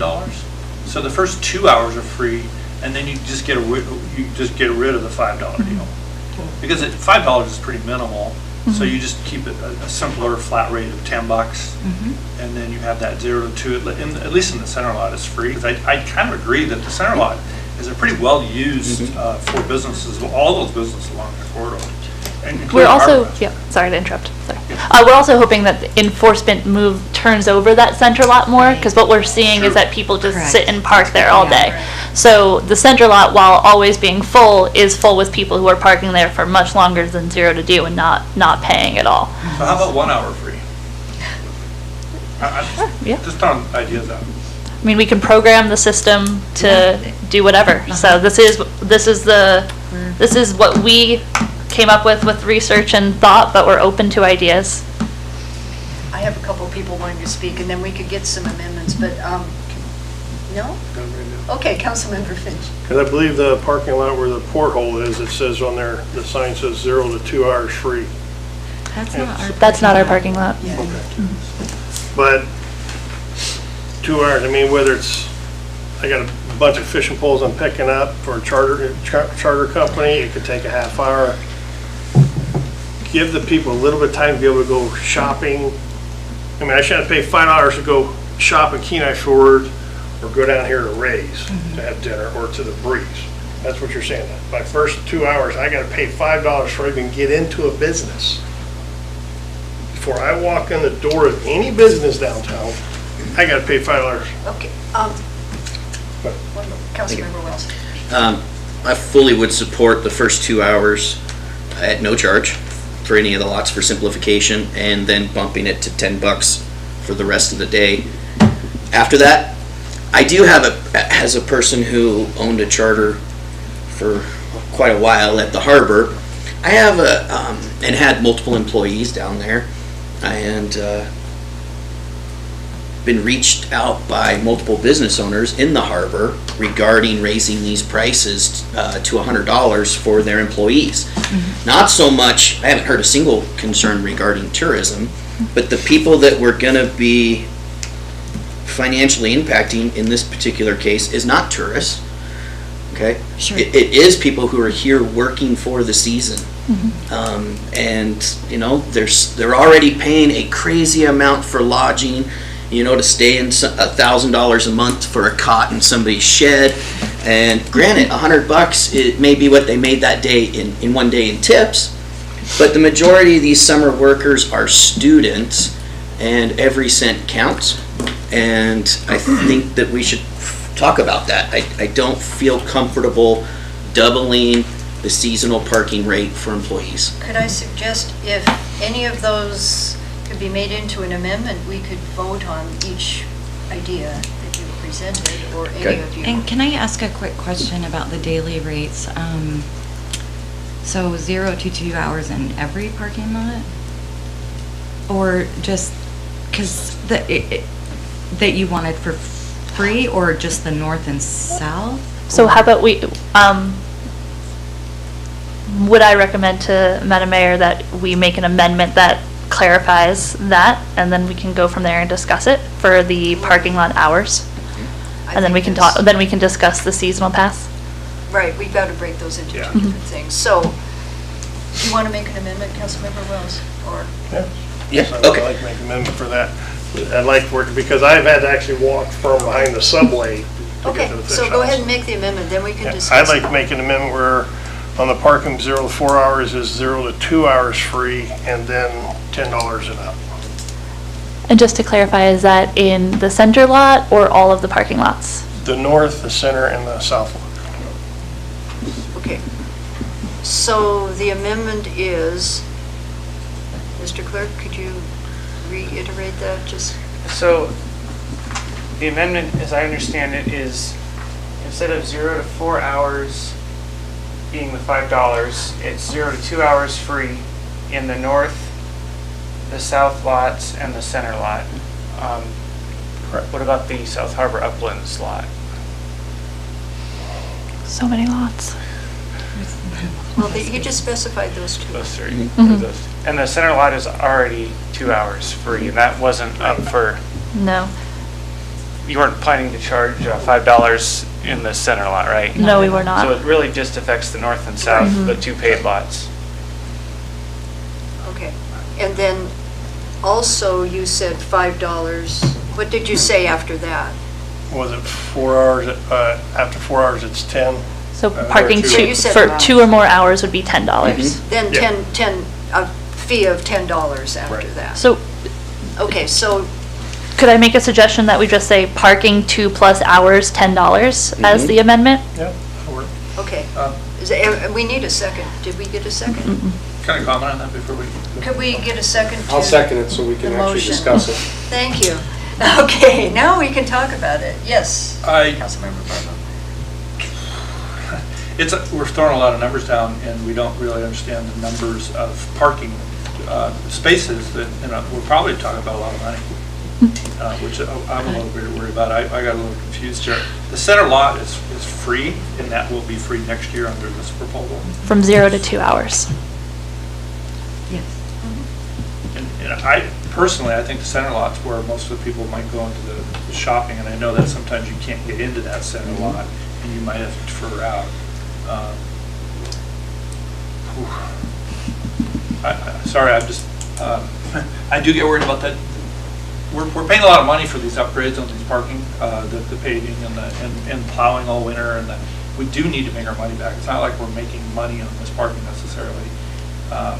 And if we've raised the electricity rates like we did, we have to be conscientious about trying to make back our money so that the public, and a lot of this money comes from tourism. So I do worry about that. So maybe we get to slow down a little bit, but. Councilmember Calhoun. Thank you, Madam Mayor. The concern that I have a little bit with the north and south lot is being able to monitor that for the 0 to 2 hour thing. With the number of employees that they hope to have and don't have yet, in the equipment, I'm not opposed to the 0 to 2 hours being free. My question is just, are we going to be able to actually monitor those 2 large parking lots for people that roll in there and park for 3 hours? And I guess if we're not monitoring, I guess that's the job of the Parks and Rec parking people to take care of that. I do understand the need for the quick run-in, get out, that kind of thing. It's not always just going to the fish house or something like that. It's also going across to maybe Harbor 360 to confirm your reservation before you got in, you know, you're heading somewhere else, out to Miller's Landing or something. So I can see a quick, you know, zip in there and run across the street and do whatever. Or running into J-Dock or one of those that are on the north side of the harbor. So I'm not opposed to that. My concern is just being able to actually monitor those big lots for that 2-hour period. But I don't think it's a terrible idea. Councilmember West. Yeah, okay, so we haven't been monitoring parking or collecting fees for how long? As long as I've lived here. Too long. So if we just spend this $40,000 on this new system, right? Well, they're going to be going to every single lot. They're going to be scanning every single license plate, and they're going to be doing it every hour, I would suspect, I would hope. If we have the staff. If we have the staff, but at the very least every 2 hours, because you're going to have to send somebody back to make sure that the car parked and had 2 hours, but they're going to be going to being sure the car parked next to them paid their full day parking fee. So they're going to be scanning all the plates anyway. And so I don't think we would be adding additional labor, because the plate, it's just going to be more enforcement for those people, is my opinion. And we're going to be yes, we're spending a bunch of money, but with this new monitoring system, we're going to be generating revenue that we haven't generated in a long time. So May I add Please. something? So the north and south lots are, I want to say it's 78% compliance. The uplands, I think, and the northeast parking lots are the least amount of compliance. So those people parking in the north and south parking lots, which are large parking lots, you know, they're doing their thing. They're paying their $10. So I'm afraid if we don't have the employees, that we may be losing money in those lots, if that makes sense. Chief, did you want to say something? Yes, ma'am. I just wanted to support Director Hawes here a bit from my law enforcement perspective and having dealt with this for over 20 years. So I don't think in this particular instance what we're talking about, the north and south park lots are the problem, or the northeast boat launch. The problem is that center lot, and it always has been. I think that because we've been unable to staff parking enforcement, things have gotten extremely lazy down there, and it's an epidemic level of people parking overtime there, spending the entire day there. And even if you tried to enforce it, you know, your typical response would be to tow a vehicle away, but if you've been in that lot, you know, you're not getting a tow truck in there, period. So, I would say concentrate on that center lot, decide what your solution is, and then the key is going to be making it possible for Parks and Rec to properly attract the seasonal employees that they need, whatever they need to do, so that you have that enforcement. I think that's the key to this. If you can fix that, the rest is going to fall into place. Councilmember Bennett. Yeah, I like that idea. I really do. I think the center lot, I do still think 0 to 2 hours is free. But the compliant, like Masala said, that the north and south lots are pretty intact. The other thing I would like is it possible for our city clerk to speak to this, since he did do this as a living for a while? I don't know if he has anything to say, but You know, I do recall back in 2007, 2008, the north and south lots did have 0 to 2 hours free, and then the $10 fee kicked in. And then at some point it was changed to $10 no matter what. You don't get any free parking time. And that was easier to enforce just because it was simpler, but it wasn't maybe the most customer friendly, you know, for people who just want to do a quick trip into the store or something. Okay, so we have an amendment on the floor. We want to vote on the amendment and then we can move on. Councilmember Wilson. May we have the clerk read the Yeah, amendment I back, was please? gonna ask. Yes, oh, and could you clarify for the clerk how this amendment would affect the parking over 12 hours? Would it go up to $15 an hour, or was it staying at 10, or? Go ahead. Bump it up to the 15. Oh, So The 12, if you're gonna be there 12 hours longer, 15. Okay, that wasn't included in that. So we'll do parking 2 to 12 hours at $10 an hour? $10. $10. Okay. And then parking 12 plus hours will remain 15. Oh. Does the second agree with that? Yes. Okay. Can I make a Council- statement yeah, to that? Councilmember Fish. If you change it from 2 to 8, anybody that's working there is gone. So anything from 8 hours is the overnight charter boat, somebody living on the docks, whatever. So if you go from 2 to 8 for 10, and then 8 to 12 is 15. That would be an additional secondary amendment. Do we want to just vote on this first amendment and then make a new one? Or what? Can I modify amendment? You can do that. Does that make it a secondary amendment or just, yes? That would be a secondary amendment. Okay, so you can do that. Okay, I request I have a secondary amendment from 0 to 2, free, and then from 2 to 8 at 10, and 8 and on is 15. Okay, does this second agree to that? Yes. Secondary amendment. Yes. Okay, Councilmember Finch. Did you, oh, I thought you had your hand up again. Well, I sorry. just thought about that 12 hours. How about 12 to 18 hours added to it? So there's not a week long. Well, some of the law, if I may. Okay, well, we need to clarify the secondary amendment before we even discuss it. So do you want to reword your secondary amendment? Yes, ma'am. Okay, Changes from 0 to 2 hours free, 3 to 8 at 10, 8 to 12 at 15. Just to clarify, it would have to be 2 to 8 at 2 to 10. 8, I'm sorry, 2 to 8, 10,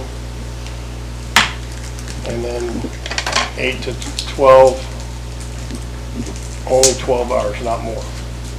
And Mel, are these 72-hour lots still in the north and south? Yeah, 72-hour lots, north and south. Northeast is 14 days, and uplands, I want to say is 7 days.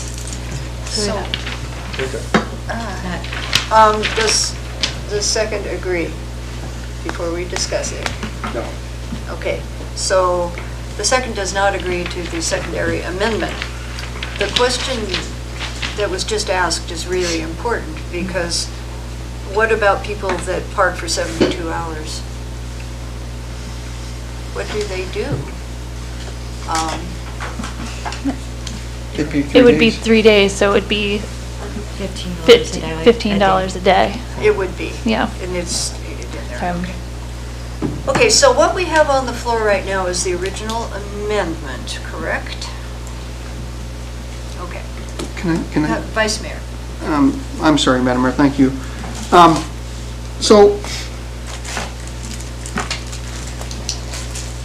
depending on the start of the 8-hour that we just threw in there, or we're looking to throw in there, if it's at 5 o'clock at night, is there going to be someone there to check that they're not gone after that 8-hour time? No, well, unless we can get a night staff, but typically, what were the hours in parking? They were 8 to Yeah, 8-ish? in those days, we started at 7 a.m. 7 and went until either 6 p.m. or 7 p.m. Okay. So, Okay. So we have an amendment. Did you want to, your hands up? Do we want to just vote on the amendment then? Yeah. And move on? Okay. Okay, and please yeah, let me state what state we've this got. one to make sure that we have it. Yes. So the amendment was to make 0 to 2 hours free in the north and south lots. And then after that, it would be a $10, $10 daily rate? Is believe that's that what right, he Councilmember said. Finch? No, it wasn't, because we threw in the $15 too, 10 is 2 to 8. like it 2 says. to 8 hours is a 10.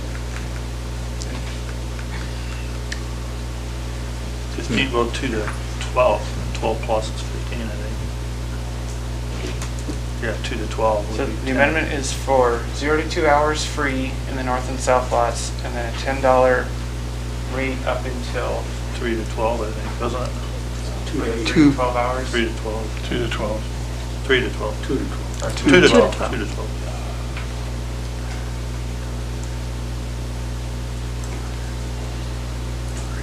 Okay, Or 2 to 12 hours. are we ready to Okay, vote then? so voting on the amendment for 0 to 2 hours free in the north and south lots, and then a $10 rate for 2 to 12 hours. Calhoun? Yes. Wells? Yes. Barnwell? No. Finch? Yes. Kreitz? No. Osenga? No. And Mayor McClure? No. Okay, that amendment has failed, and the main motion is back on the floor, The main motion being... being resolution. Yeah, okay. thank you. 2023-134. Just making sure nobody's off on some side venture here. Okay, who had their hand up first? Councilmember Wells. Okay, I'd like to propose an amendment, maybe a little bit easier. First 2 hours, no charge. $10 per 24-hour period after. Because, if I may state because, Oh, yeah. Well, because, actually- oh, we can't do that during an Yeah, amendment. we I'm need a sorry. second I'll and then- second. Okay, it's been seconded, now you can. Thank you. Because I don't believe we're gonna have the staff to enforce all night long.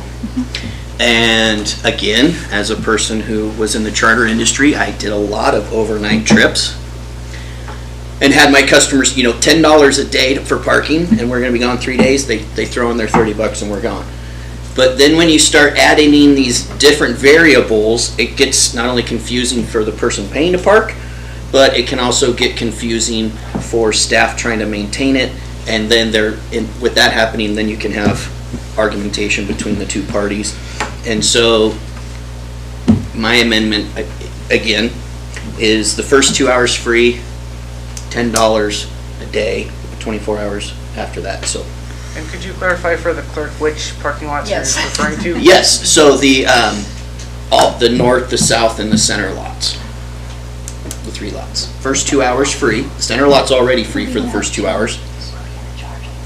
The north lot and the south lot, if you have to go into any of those other businesses, or if the center lot is full and you want to walk over to Ray's, it's still 2 hours free parking. It's easier for the visitor to know anywhere they park is 2 hours for free. Madam Mayor, if I could just say, currently the center lot is capped at 2 hours to allow for turnover in that lot, since it's such easy access to the most of the harbor area. So to blanket that across would remove that. So I just wanted to clarify that that is the intention of the amendment, because currently you can't, technically you can't park there all day, and we were hoping with enforcement to have the turnover increase there to give that 0 to 2 hour. If I may. Councilmember Wells. Thank you, Mayor. Okay, so then what is the fee schedule for the center lot? So the first 2 hours is free, then what's the parking charge? You are supposed to leave after 2 hours. And if you don't, what's? You get a ticket, And how much is that? $25. So basically you're saying it's $25 a day to park in the center lot, if you want to park there.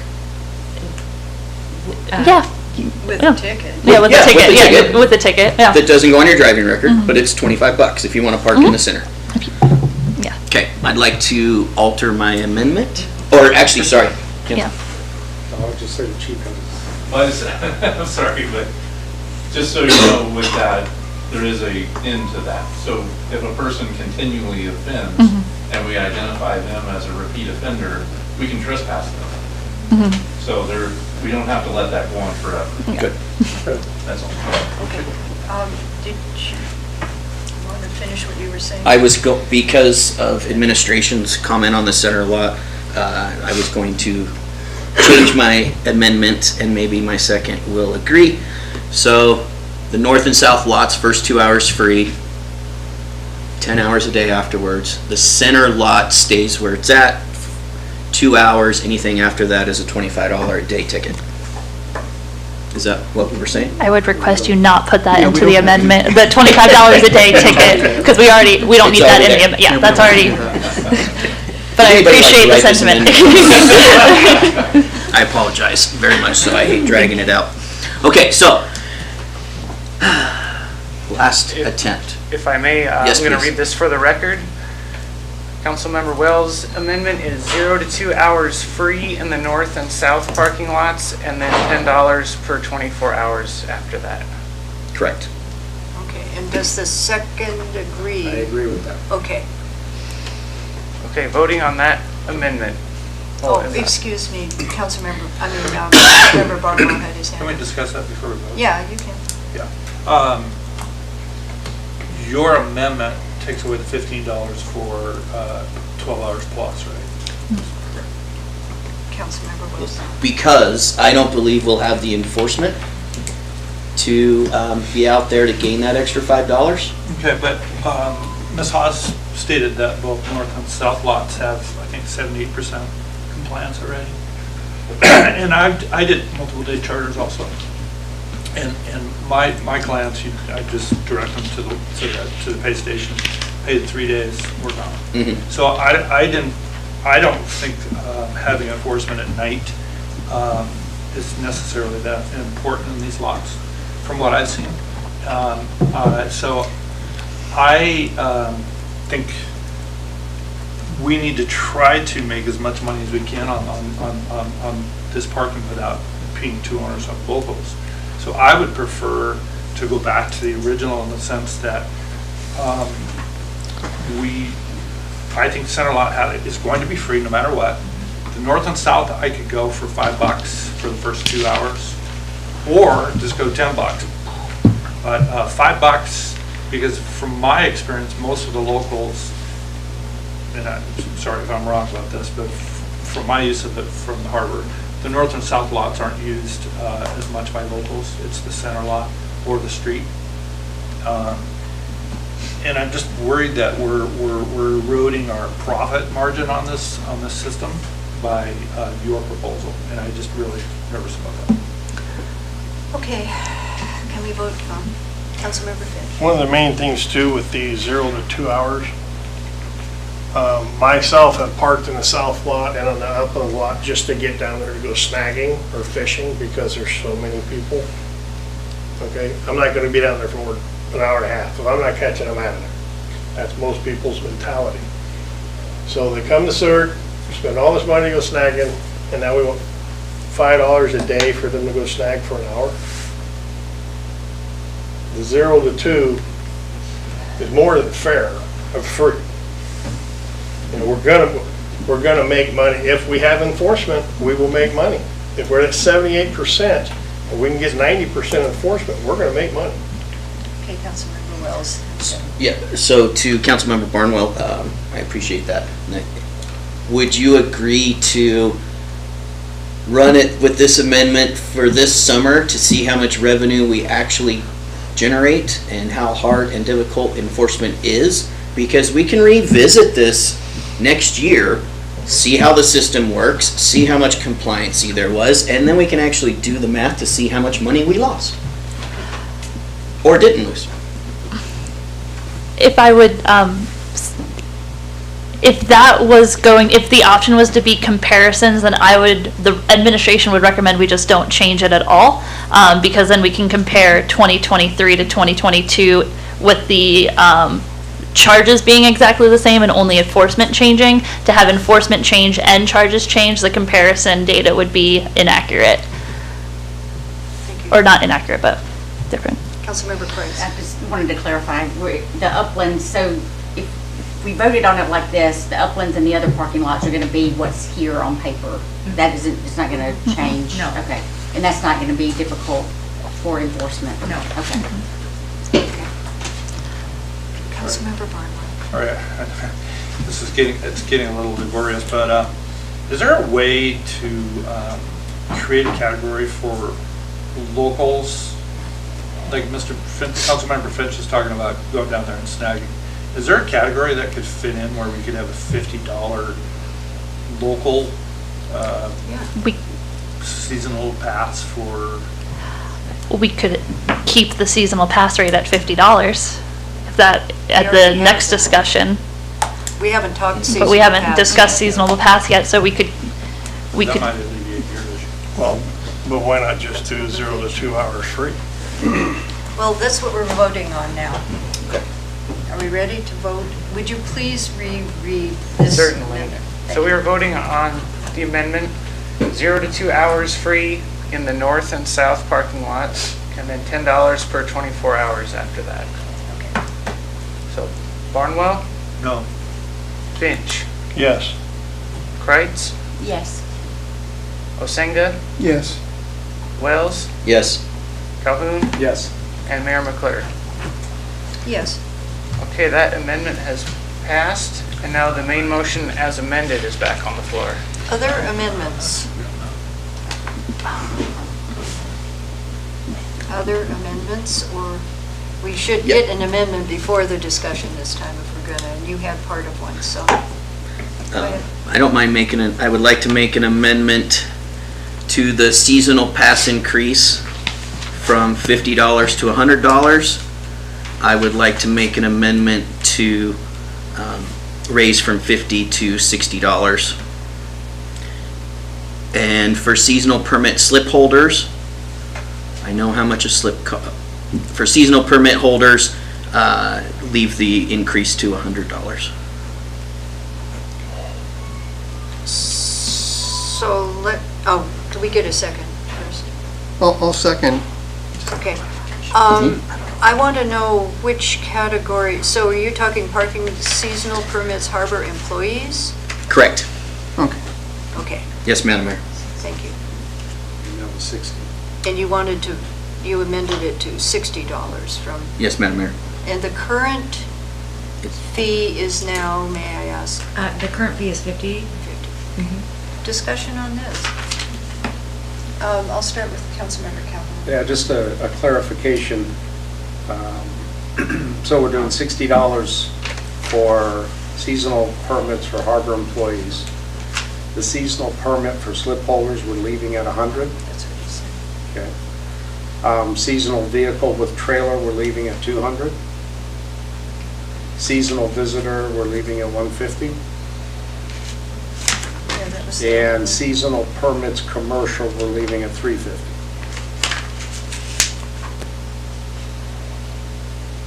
That's right above harbor employees. Well, that was the original. Yeah. amendment. Okay, Councilmember Finch. Yes, the seasonal permit for slip holders, I talked to Norm today, the average is $300 a month, or a week, and up to $2,000 a month. That's what we're already making off, because I spoke to Norm today. Their slip for a 32-foot boat is up to, I think, $1,500 to $2,000 a month. Yes, I talked to him at 5:30 today. I asked Norm, I asked Norm, I said, Norm, how much does a slip fee cost for a week? It says average about $300. For a month, it's up to $2,000. Is it a transient slip fee? I asked him about the transient, and he says, no, that is not the transient one.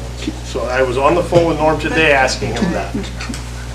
So If I may. I would, my request is, There's an amendment. Yeah, and Okay. We're Since speaking- we have an amendment already, so I won't say what I was going to say just yet. Okay, but I don't think that, yeah, okay. Discussion on the amendment. Do you want to read the amendment, please? So the amendment on the floor, if I have this right, is to amend the seasonal parking permits for harbor employees to $60.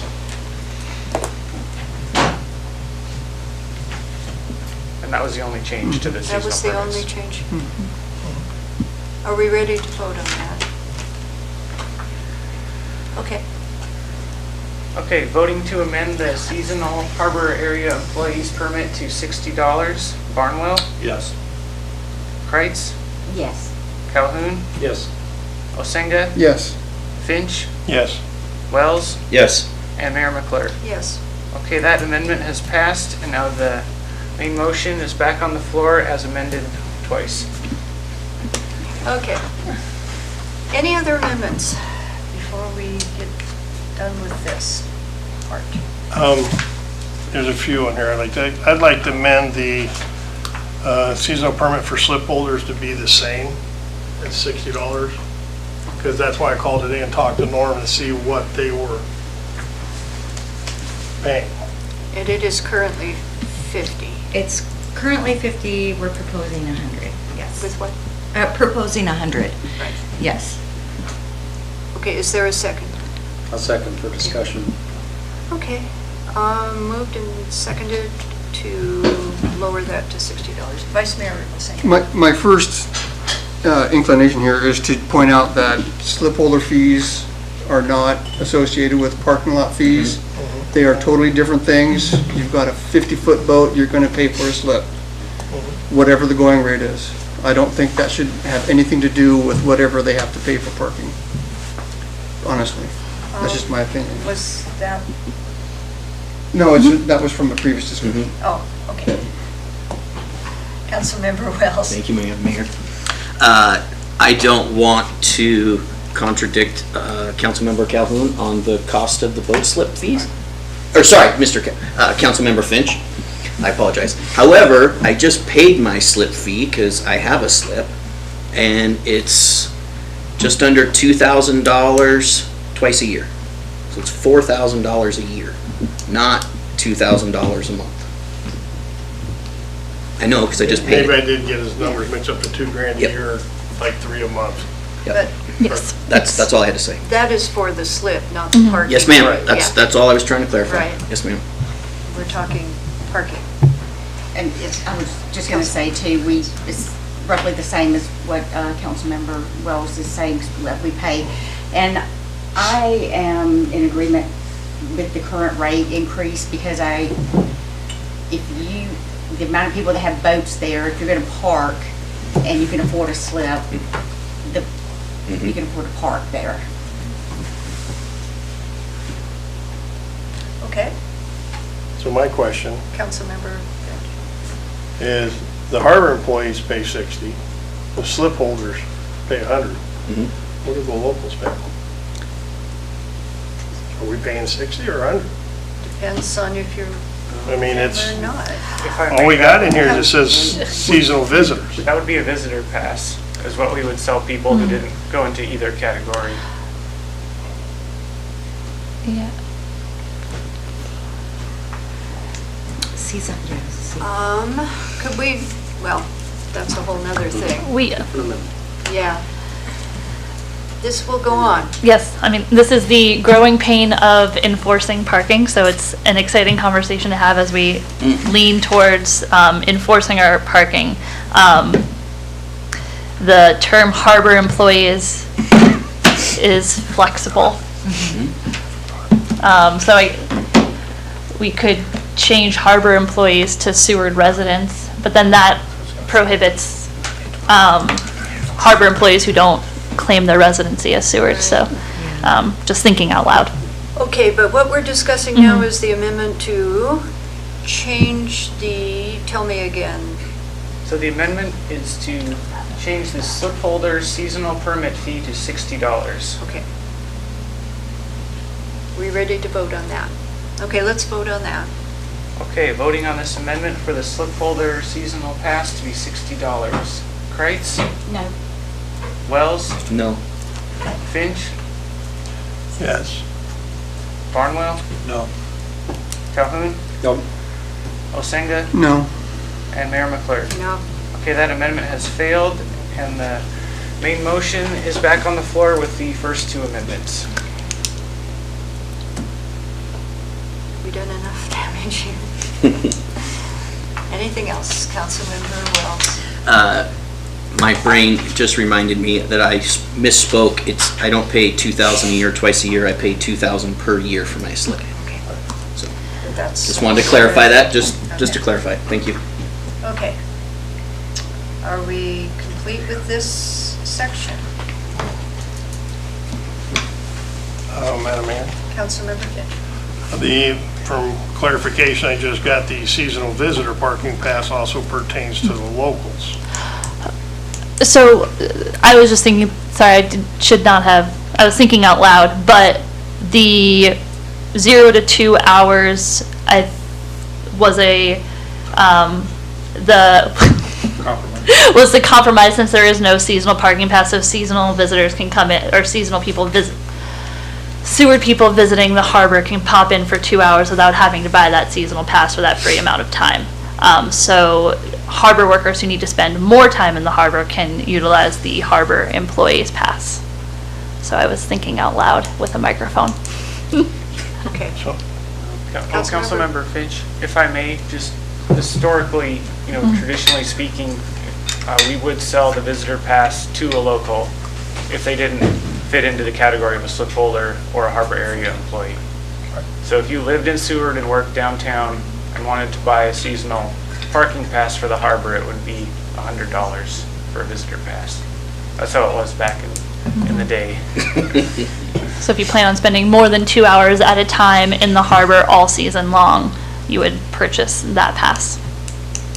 So, in other words, I would have to spend $150 to fish in the waters I've fished for 30 years for sport.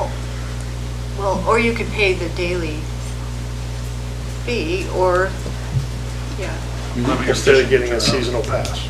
yeah. Or you're under 2 hours, sorry. Or you're under 2 hours. You move your car. Right. Okay, do we have any other amendments? I would like to add in here, parking for locals, $60. Not launch fee. If you make an amendment and get a second. I'd like to make an amendment where, since it's not on here, we have parking for locals of $60. Is there a second? I'll second for discussion. Okay. Councilmember Wells? I don't understand, I can't understand how we're going to regulate whether a person is a local or not.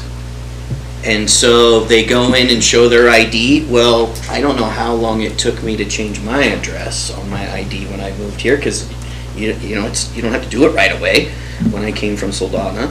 And so it just seems a little bit time consuming for staff, in my opinion. I wish that we had an easier way to say, okay, you're a local, do you get this permit? But I don't know how we would enforce that. Councilmember Finch? By simply showing your hunting and fishing license, that'll have your years of being a resident on there, or your utility bill. Okay, Councilmember Barnwell first. Since we opened up North and South free for 2 hours, and that south parking lot I've never seen it full. You can, if you really want to fish more than 2 hours, you jump in your car and move it 50 feet away. And I think that's what every one of those snaggers are going to do. And otherwise, we're really making this thing pretty complex. And I'm worried about that. But I'm worried about, Okay, Councilmember Finch? we're gouging out the locals to $150. Okay, are we ready to vote on this amendment? Okay, and just to make sure I have this correct for the record, the amendment is to introduce a seasonal parking pass for locals for $60. Now, Councilmember Finch, if I may, is this introducing a new pass, or is this changing one that's already on this list, such as the visitor pass? can add a new one, or it can add that to the harbor master employee one. Yeah, it's add a new line. This is a whole new permit for locals. Add a new Okay. line, yes. So the amendment is to introduce a new seasonal parking pass for locals for $60. Okay, And are we ready to vote? I believe so. Okay, Kreitz, No. Finch, Yes. Barnwell, No. Wells, Yes. Osenga, No. Calhoun, Yes. and Mayor McClure. No. Okay, that amendment has failed. Okay, other amendments? Yes, I have 3. Councilmember Finch. The nonprofits using the pavilions and the John Perry rental ball field and the Little League rental ball field. I know they're nonprofit, they don't pay taxes, but they could at least pay the $25.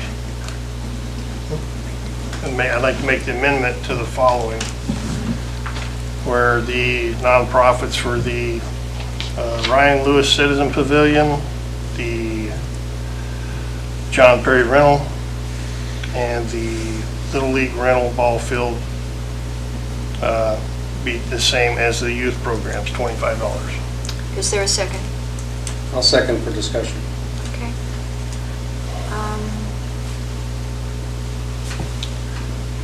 I have a question on that in the discussion. How many nonprofits use those fields? How do you probably don't know that? Well,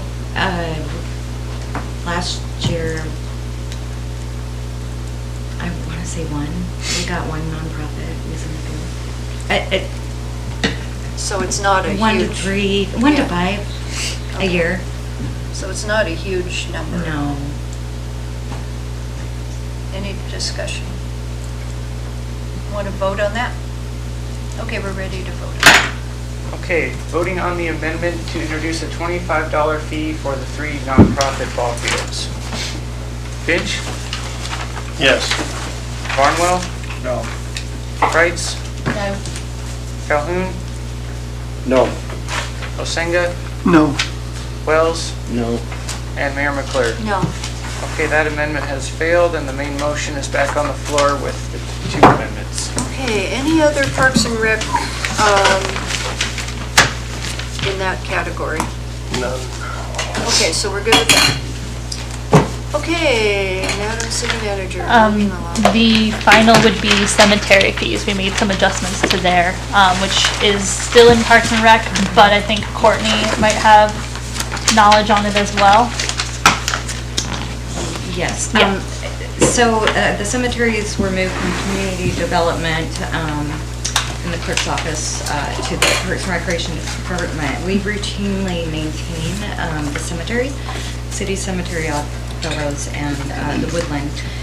Parks and Recreation is just looking to increase fees to help cover all those maintenance, and we're planning on plot scraping, purchasing temporary markers. But I would like to invite Courtney up she was more involved in cemeteries, so. Okay. If there's any specific questions. Yes. Okay. Yeah, come on up, Courtney. I will have a question. In terms of the columbariums, these fees, are they intended to offset the cost of the columbariums? Exactly. So the cost of purchasing the columbarium and shipping was $9,402, and then the cost of installation was $4,500. There are 48 niches within a columbarium, and so dividing out those costs, it comes to about $289 per niche. But then we're adding additional percentage of costs there to accommodate for the increase of just in general inflation, and then the cost of maintenance around those columbariums, as there's going to be benches put in and landscaping to make that area more pleasant for people to visit and to remember they're deceased in the columbariums. Can I ask my other question? Okay. And in the burial reservations category, I know I've been told this, those are to reserve a plot, a cremains plot, or a columbarium, barium plot. So do those fees, it's just a reservation, do those get added to the permit fees? So you're paying for both of those things, or is it like you reserve it and then? So historically, no, the reservation fee is a separate one, and the history on that is actually that fee was put in place so that a temporary marker could be put out into the cemetery to show that this burial plot has been reserved. So if an individual went out into the cemetery to scope out where they would like to reserve a lot, they could see, okay, I can't choose this one. That was the reasoning historically for that $500 cost. I don't know what happened with buying those temporary markers, as that wasn't a part of community development, but that was the intent. Okay. Question, yeah. A couple questions, Madam Mayor, thank you. Since we're on that particular subject, the burial reservation fee is the same as the burial permit fee for all three categories. So, are you telling me that if I wanted to be buried in the city cemetery, I can reserve a spot for $500, and then when it's time for me to be buried, my family has to pay an additional $500 for the permit? Correct. That's what I was asking,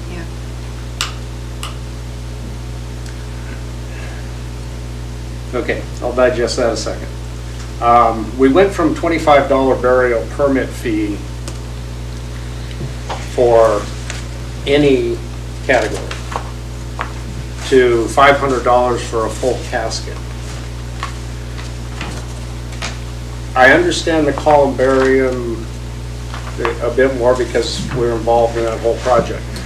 But why have we gone to a $500 burial fee, a permit fee, from $25? Can you explain that, since the city's not digging the burial, the grave? The individuals who are having somebody buried are paying to have that done.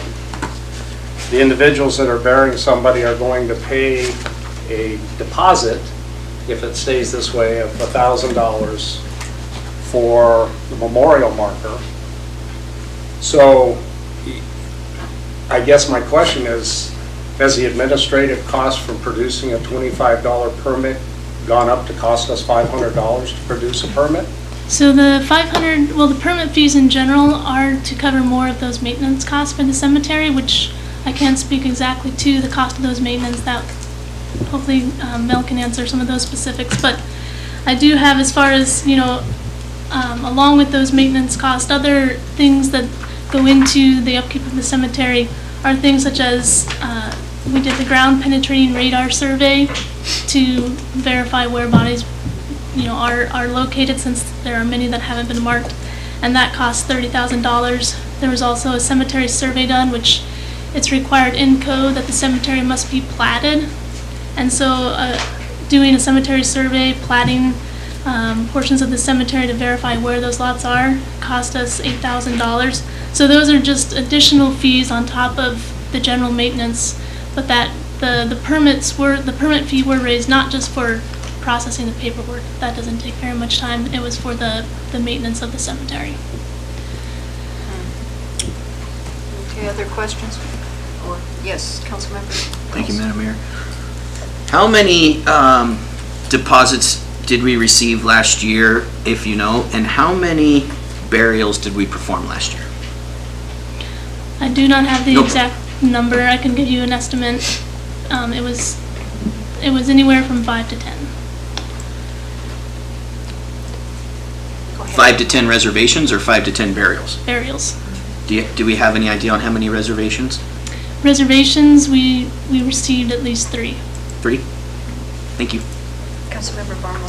On the reservations, couple things.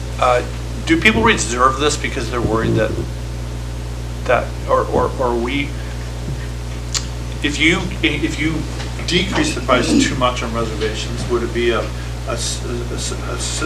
situation where people reserve just in case? I know that we're all gonna die, but I mean, they might want to be buried here, but they'll pay $25 or $100 and go, oh, yeah, no, that's a good insurance thing, you know, it's pretty cheap. Right, so in part, the reason for that cost of the reservation being separate from the permit is you're holding up a burial spot Yeah. that can be used, and like you said, the lower that is, then the incentive is that they could reserve multiple lots and potentially not ever use them, which we do have mechanisms in place in code that after 5 to 10 years, if that reservation hasn't been renewed, which there would not be a renewal fee, but they would lose that reservation. However, that does tend to be tedious for administration to keep track of all the reservations, how many years it's gone by, Yeah. that sort of thing. Would it be possible to have a deposit, like, you know, it's $500, but that can go towards your, I mean, would that be a system that people use, or does that make sense, or would that be tedious also?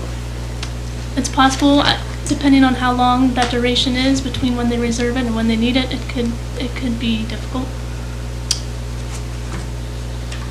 Councilmember Wells.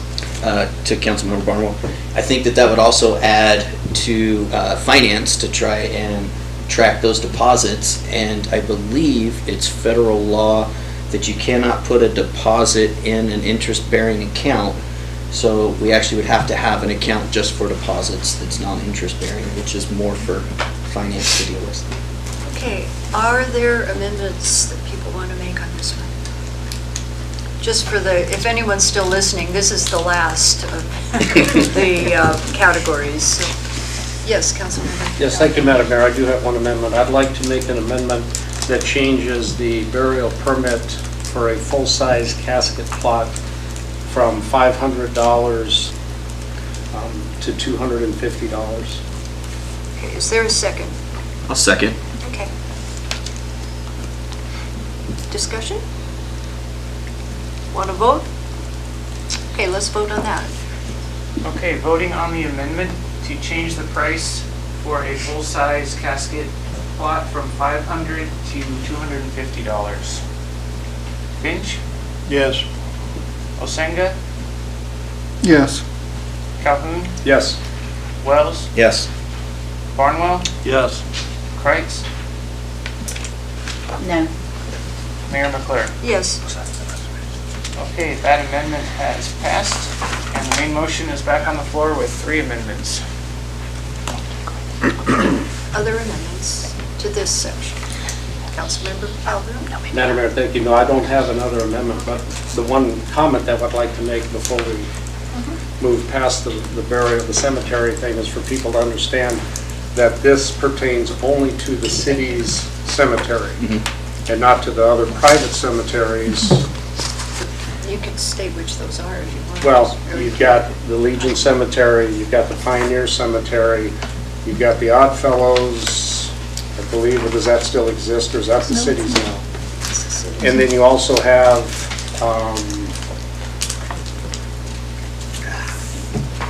it's escaping me, it's another organization. But that's okay. Anyway, it's only the cities. Okay, are we complete on the cemetery? Yes, All right. Yeah. Okay, so I believe we are at the main motion now, correct? That is correct. Voting, or the main resolution. Are we ready to vote? I'm not seeing any negatives, so. Okay, so this is for the whole shebang. The whole This is shebang. resolution Yes, it were. Yes. 2023-134 as amended. Osenga, Yes. Finch, No. Barnwell, Yes. Kreitz, Yes. Calhoun, Yes. Wells, Yes. and Mayor McClure. Yes. Okay, that resolution has been approved. Thank you. May I ask, it being 9:15, should we take a quick break before we continue? I see a nod. No, we're good? I could just run to the bathroom real quick. Well, let's, Yeah, 5 minutes. let's take a 5-minute break, okay? We only have one thing, couple things after that, so let's take a Oh, good, I break. can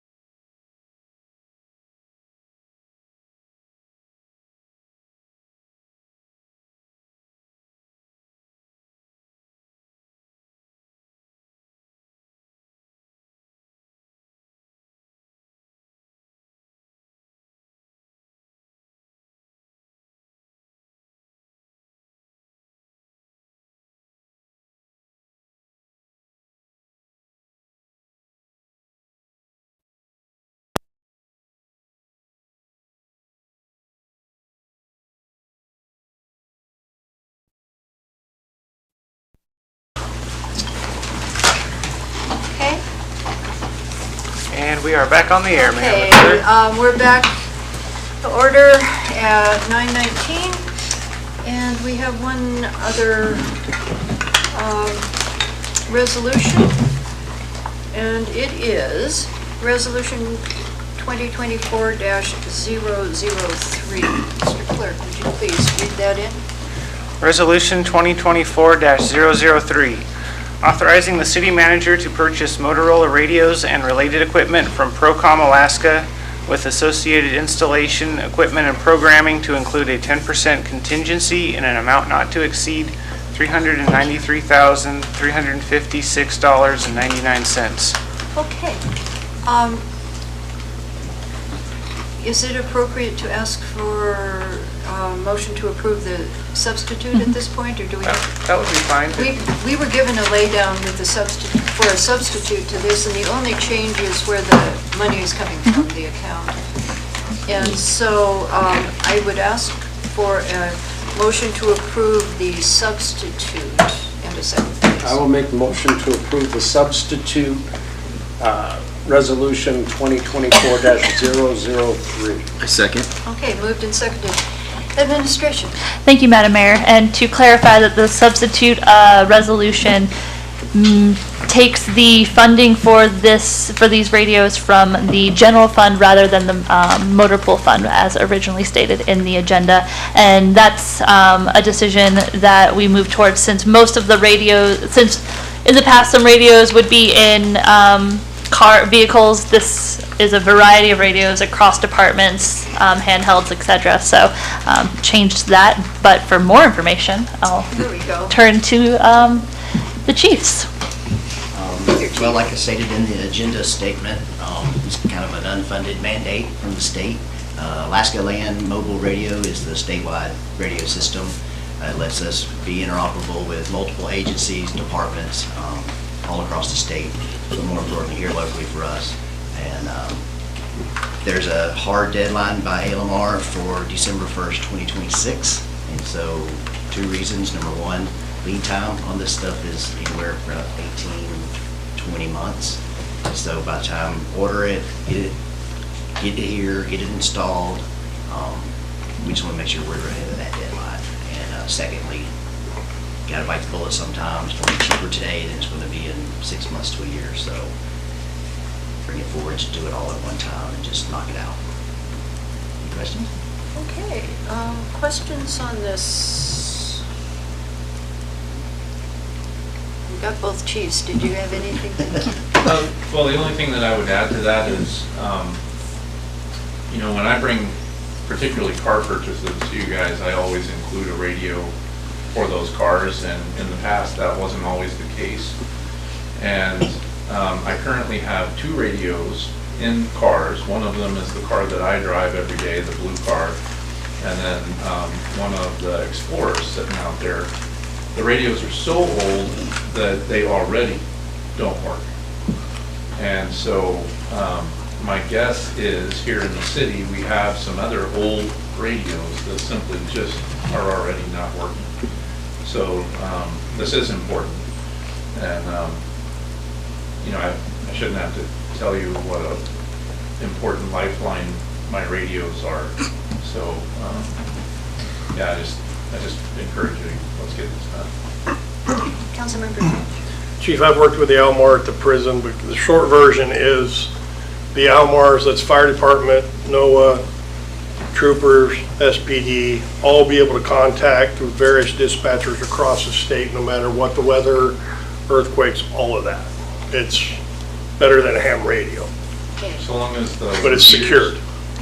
So long as the repeaters are up, it works. Right. Any discussion, questions? Ready to vote on this? Okay, Mr. Clerk. Okay, voting on the approval of the substitute resolution 2024-003. Barnwell? Yes.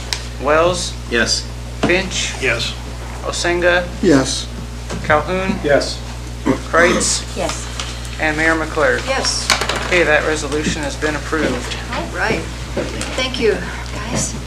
Okay, so we're now down to other new business, which this will be a breath of fresh air because it's something else.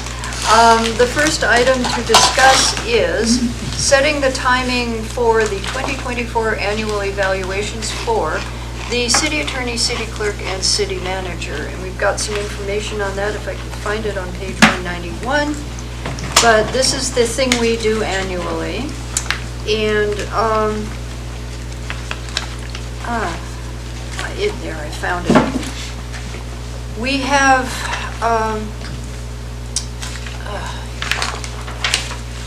let's deal with one at a time, perhaps. The attorney. The attorney. And I have asked him earlier if the first meeting in February would be an appropriate time for his evaluation, and he seems to think it is. Yes, that'll work. Okay, so if we can agree on that, what we will need, Councilmember Wells. I apologize, Madam Mayor. What is that date? The first The meeting? 12th, I The believe. 12th, okay. Thank you. Is it the 12th? Yes. I wrote that down. Thank you. Okay, and so what we will need is the tabulation team for that, which would be two of us. And those, I think everybody's sort of been involved in this before, it just takes two of them. But what we've got are the forms that they're explaining the, do you want to explain the process, Mr. Clerk, just for new people or people who have forgotten? Let's see. Or I will. I've never been through it myself. Okay, well, So maybe so you might be better at. What giving an happens overview. is, we have evaluation forms that, the new revised ones that we've used now for a couple years, I think. And the clerk will send a form to, well, each of these to the attorney at an appropriate time to do his own self-evaluation. And the forms to each of us that we will have a deadline for turning them in, which I don't know, do we have to, we don't have to set those deadlines tonight, I don't think. I think we can plan that out, but we would submit those, and then a tabulation team of two of us would go through and tabulate the responses and write down word for word, all the comments, and then those would be brought back to a, on the 12th, and presumably an executive session where we would share those comments, the totals and comments, and have a dialogue with the individual. That would be you, the attorney, on the 12th of February. And we're going to do this same thing, sort of, for the clerk and the city manager. But anyway, that's where we're at. So the thing right now is, if we set the date for February 12th, then the clerk would have to get those forms out to everybody in time, and I'll speak to you about that. But what we need is a tabulation team for the attorney's numbers. Do I have volunteers? Because you're all going to get pretty well tapped into some of this eventually anyway. It's a fun thing to do. Oh, okay. So I've got Councilmember Osenga and Barnwell. Okay. Okay, so that one is set. That's as much as we need to do. I wanted to speak to the city manager one next, because the city manager hasn't had her 6-month evaluation yet. And we did that, as you know, with the clerk. And that was more of an informal evaluation where we just discussed things, and we didn't have the whole checklist. Is that what you would prefer to have for your 6 months evaluation at this point? Or do you want the whole checklist? I am fine with whatever council would like. Okay. Yeah, I'm fine either way. What's the preference of council? To do it similar to what we did with the clerk at his 6 months, or to make this the full-on? Councilmember Wilson. I'm with doing it the way we did with the clerk. Just do it more 6 months informal, and we informal. could set some goals and discuss. How, does that sound okay with everyone? When would the 6 months be? It would be in Well, the March. 6 months would be March, so we're talking March. One of the meetings in March. Okay, so for the city manager, we would not need the tabulation team. We would just set an executive session at the end of whichever meeting in March is chosen, and then we would have that kind of a discussion. So what meeting in March would you want? Could I do the second meeting in March, March Okay. 22nd? And the second meeting in March is a March different... 20, oh, it's a March Tuesday. 25th. It's a Tuesday Tuesday meeting, one. correct? Oh, yeah. And is that the 25th? Or is it the 26th? February 19th, that is. No, you're. No, no, you just Stewart's said... Day. Oh, sorry. No, It's very complicated, but the clerk just sent us the city holiday calendar, and I believe, It would be March 26th. Right. I'd also Tuesday. be open to doing the second one in February, if Which that's. is a Tuesday. Which is a Tuesday too? No, it's not, no, that's, remember, we got this mixed up, Yeah. yeah. No, it's not, it is a Monday. Yeah. well, let's keep yours March. Okay. But it would be, so it's in the calendar that's in the packet, the meeting date in March is in error, correct? And the meeting is a Tuesday meeting, March 26th. Okay. These funky Alaskan holidays that come. So, we'll set that for March 25th for your 6 months. 26, yes. 26th, I'm sorry, I wrote down the wrong numbers twice. Okay, so now that brings us to the clerk. And we want to do an annual evaluation, even though it's pretty recent since his 6 month, but just to get it into the norm, because Right, because after my initial one, it's supposed to fall in line with this With the- schedule, so it should right. be in January, February, or March. So Right. even though we just did this, it's time to do it again, but this time with the tabulation team. Right. So, since we're talking March, this is for the clerk now. If we're having a session with the city manager on the 26th, we could do both on the 26th, or we could do yours on March 11th. Do you have a preference? I have no preference, either one is fine. Spread it out a bit? Just want to make a suggestion that that March, the week of the 11th is spring break, so I don't know who's going to be out of town for Right. spring break, but that. And you will probably be gone? I will, yeah. Do we mind doing both on the same day? I mean, it would just be one and then the other. So March 26th? Okay. So for the clerks on March, whoops, that's wrong, March 26th, we need a tabulation team. We need 2 more hearty volunteers. I can help. Okay, and he's really good at it, I can tell you. Okay, so we have Wells, and who else wants to jump in? You will? Okay, and Kreitz. Got me, I didn't have to do it, how about that? Okay, so I will speak with the clerk about the timing of sending out forms and this and that. So is there anything else, Madam City Manager, that we need to do with this? I think that's it. No, that's all. Okay. It's a lot of fun. Okay. So next we have the selection of a council member to join myself and administration for a lobbying trip to Juneau from March 5th through 8th to lobby.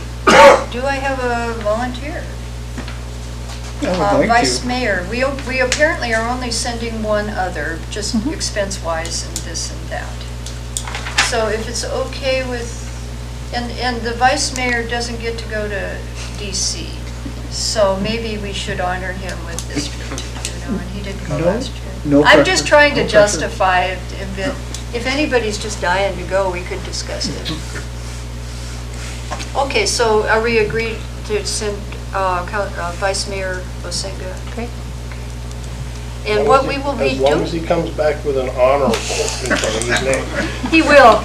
I mean, he has set a precedence now, so And everywhere he goes has to come back with an honorable. This is what we are taking with us to speak to legislators, and we will be seeing our lobbyists and all that. And, you know, people here aren't even sure who our legislators are anymore, but I know who they are, and I think it's an effective trip to make, so. Okay, wow.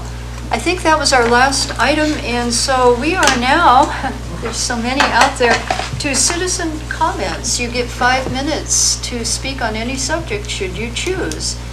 Do we have anyone who would like to speak? And this could include any of you out there. He's putting on his jacket to get out. Okay, no citizen comments. Okay, so it's not that late either, you guys, you know. So now we have council and administration comments and responses to citizen comments, and I will begin with the administration. Thank you, Madam Mayor. I just want to say thank you for a good collaborative evening working through that fee schedule. It's exciting to start the year off and get going. So it's been a good 2024 so far. So thank you everybody for tonight. Okay. Councilmember Barnwell, I'll start with you.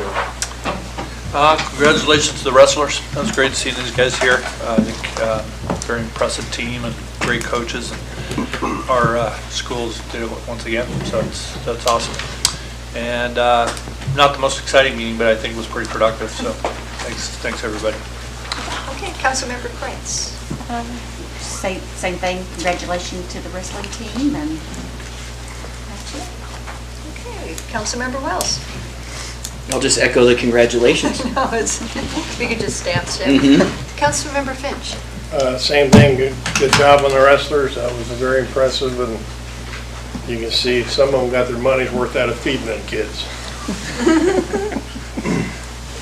Okay, Councilmember Calhoun. I went the wrong way this time. Yeah, I'll echo those congratulations. The other thing too, you said, the city manager, that we had a work session coming prior to our next meeting. Yes, we have a work session on January 22nd that will cover the 95% complete of the Public Works facility as well as our 2020, our mid-cycle budget. Okay, because I didn't see it on the calendar. So that's good to Okay, know. we'll communicate And, with the clerk to address that. I already talked to you about what I'd like to see with the mid-cycle budget. Also, I'm thinking that maybe it wouldn't be a bad idea if at some point we could get a work session. I know people get tired of them, but to maybe go over the motor pool program so that everybody can kind of be read into it and we all understand it the same way, because there's always questions about, you know, new vehicles and this and that. So I would just like to see us maybe put together a work session on the motor pool, Great. just so we can understand that more and find out how it's working and if we need to make any adjustments to it. Okay. And everybody be safe for Polar Bear Jump Off Festival. Lots going on, and just, you know, we might actually have turkey bowling this year at the Legion because the weather's looking like it might cooperate. So, along with all the other stuff that's going on all around town, that's one of the fun things. And everything else, it'll all be in the program for Polar Bear on what's going on. So just everybody be safe and have a good time with it. Okay. Vice Mayor Osenga. Thank you, Madam Mayor. Pretty much everything said already. Great job, wrestlers. Congratulations. Thanks, everybody. I think it was a good meeting. I mean, we did get a lot accomplished today, and so I would just say great job, and thank you to everybody that's here and participated. And that's it. Wow. Okay, you guys aren't very chatty tonight. Well, I also want to congratulate the wrestlers, and I was speaking to them out there, most of them, before we started, pointing out that when I went to school, high school here, the only team sports we had was boys basketball and wrestling, and that was it. So, you know, we had music though. We had a band and a choir and stuff, but anyway, wrestling's a big deal, and I'm really proud of them. I also wanted to point out the museum's going to be open Saturdays again, so we've got volunteers from RBHS and also now a new assistant curator or museum person there. So we're moving along with it, and I'm really proud of the library, the way that things are working in the library. And I was going to talk about the polar plunge, but you probably are going to have more to say about it when I'm done, or not? No, okay. He always does. And I would encourage everyone to adopt a cat from the shelter, because we don't want the chief to get worried about there being too many cats. And on that note, the website or the Facebook page of the shelter is very proactive, and they're showing some of the cutest little fuzzy guys there. And so that's the way to, you know, to reduce the number of pets at the shelter is to adopt a pet. So with that, I'm not seeing any additions. I will adjourn the meeting at 9:39.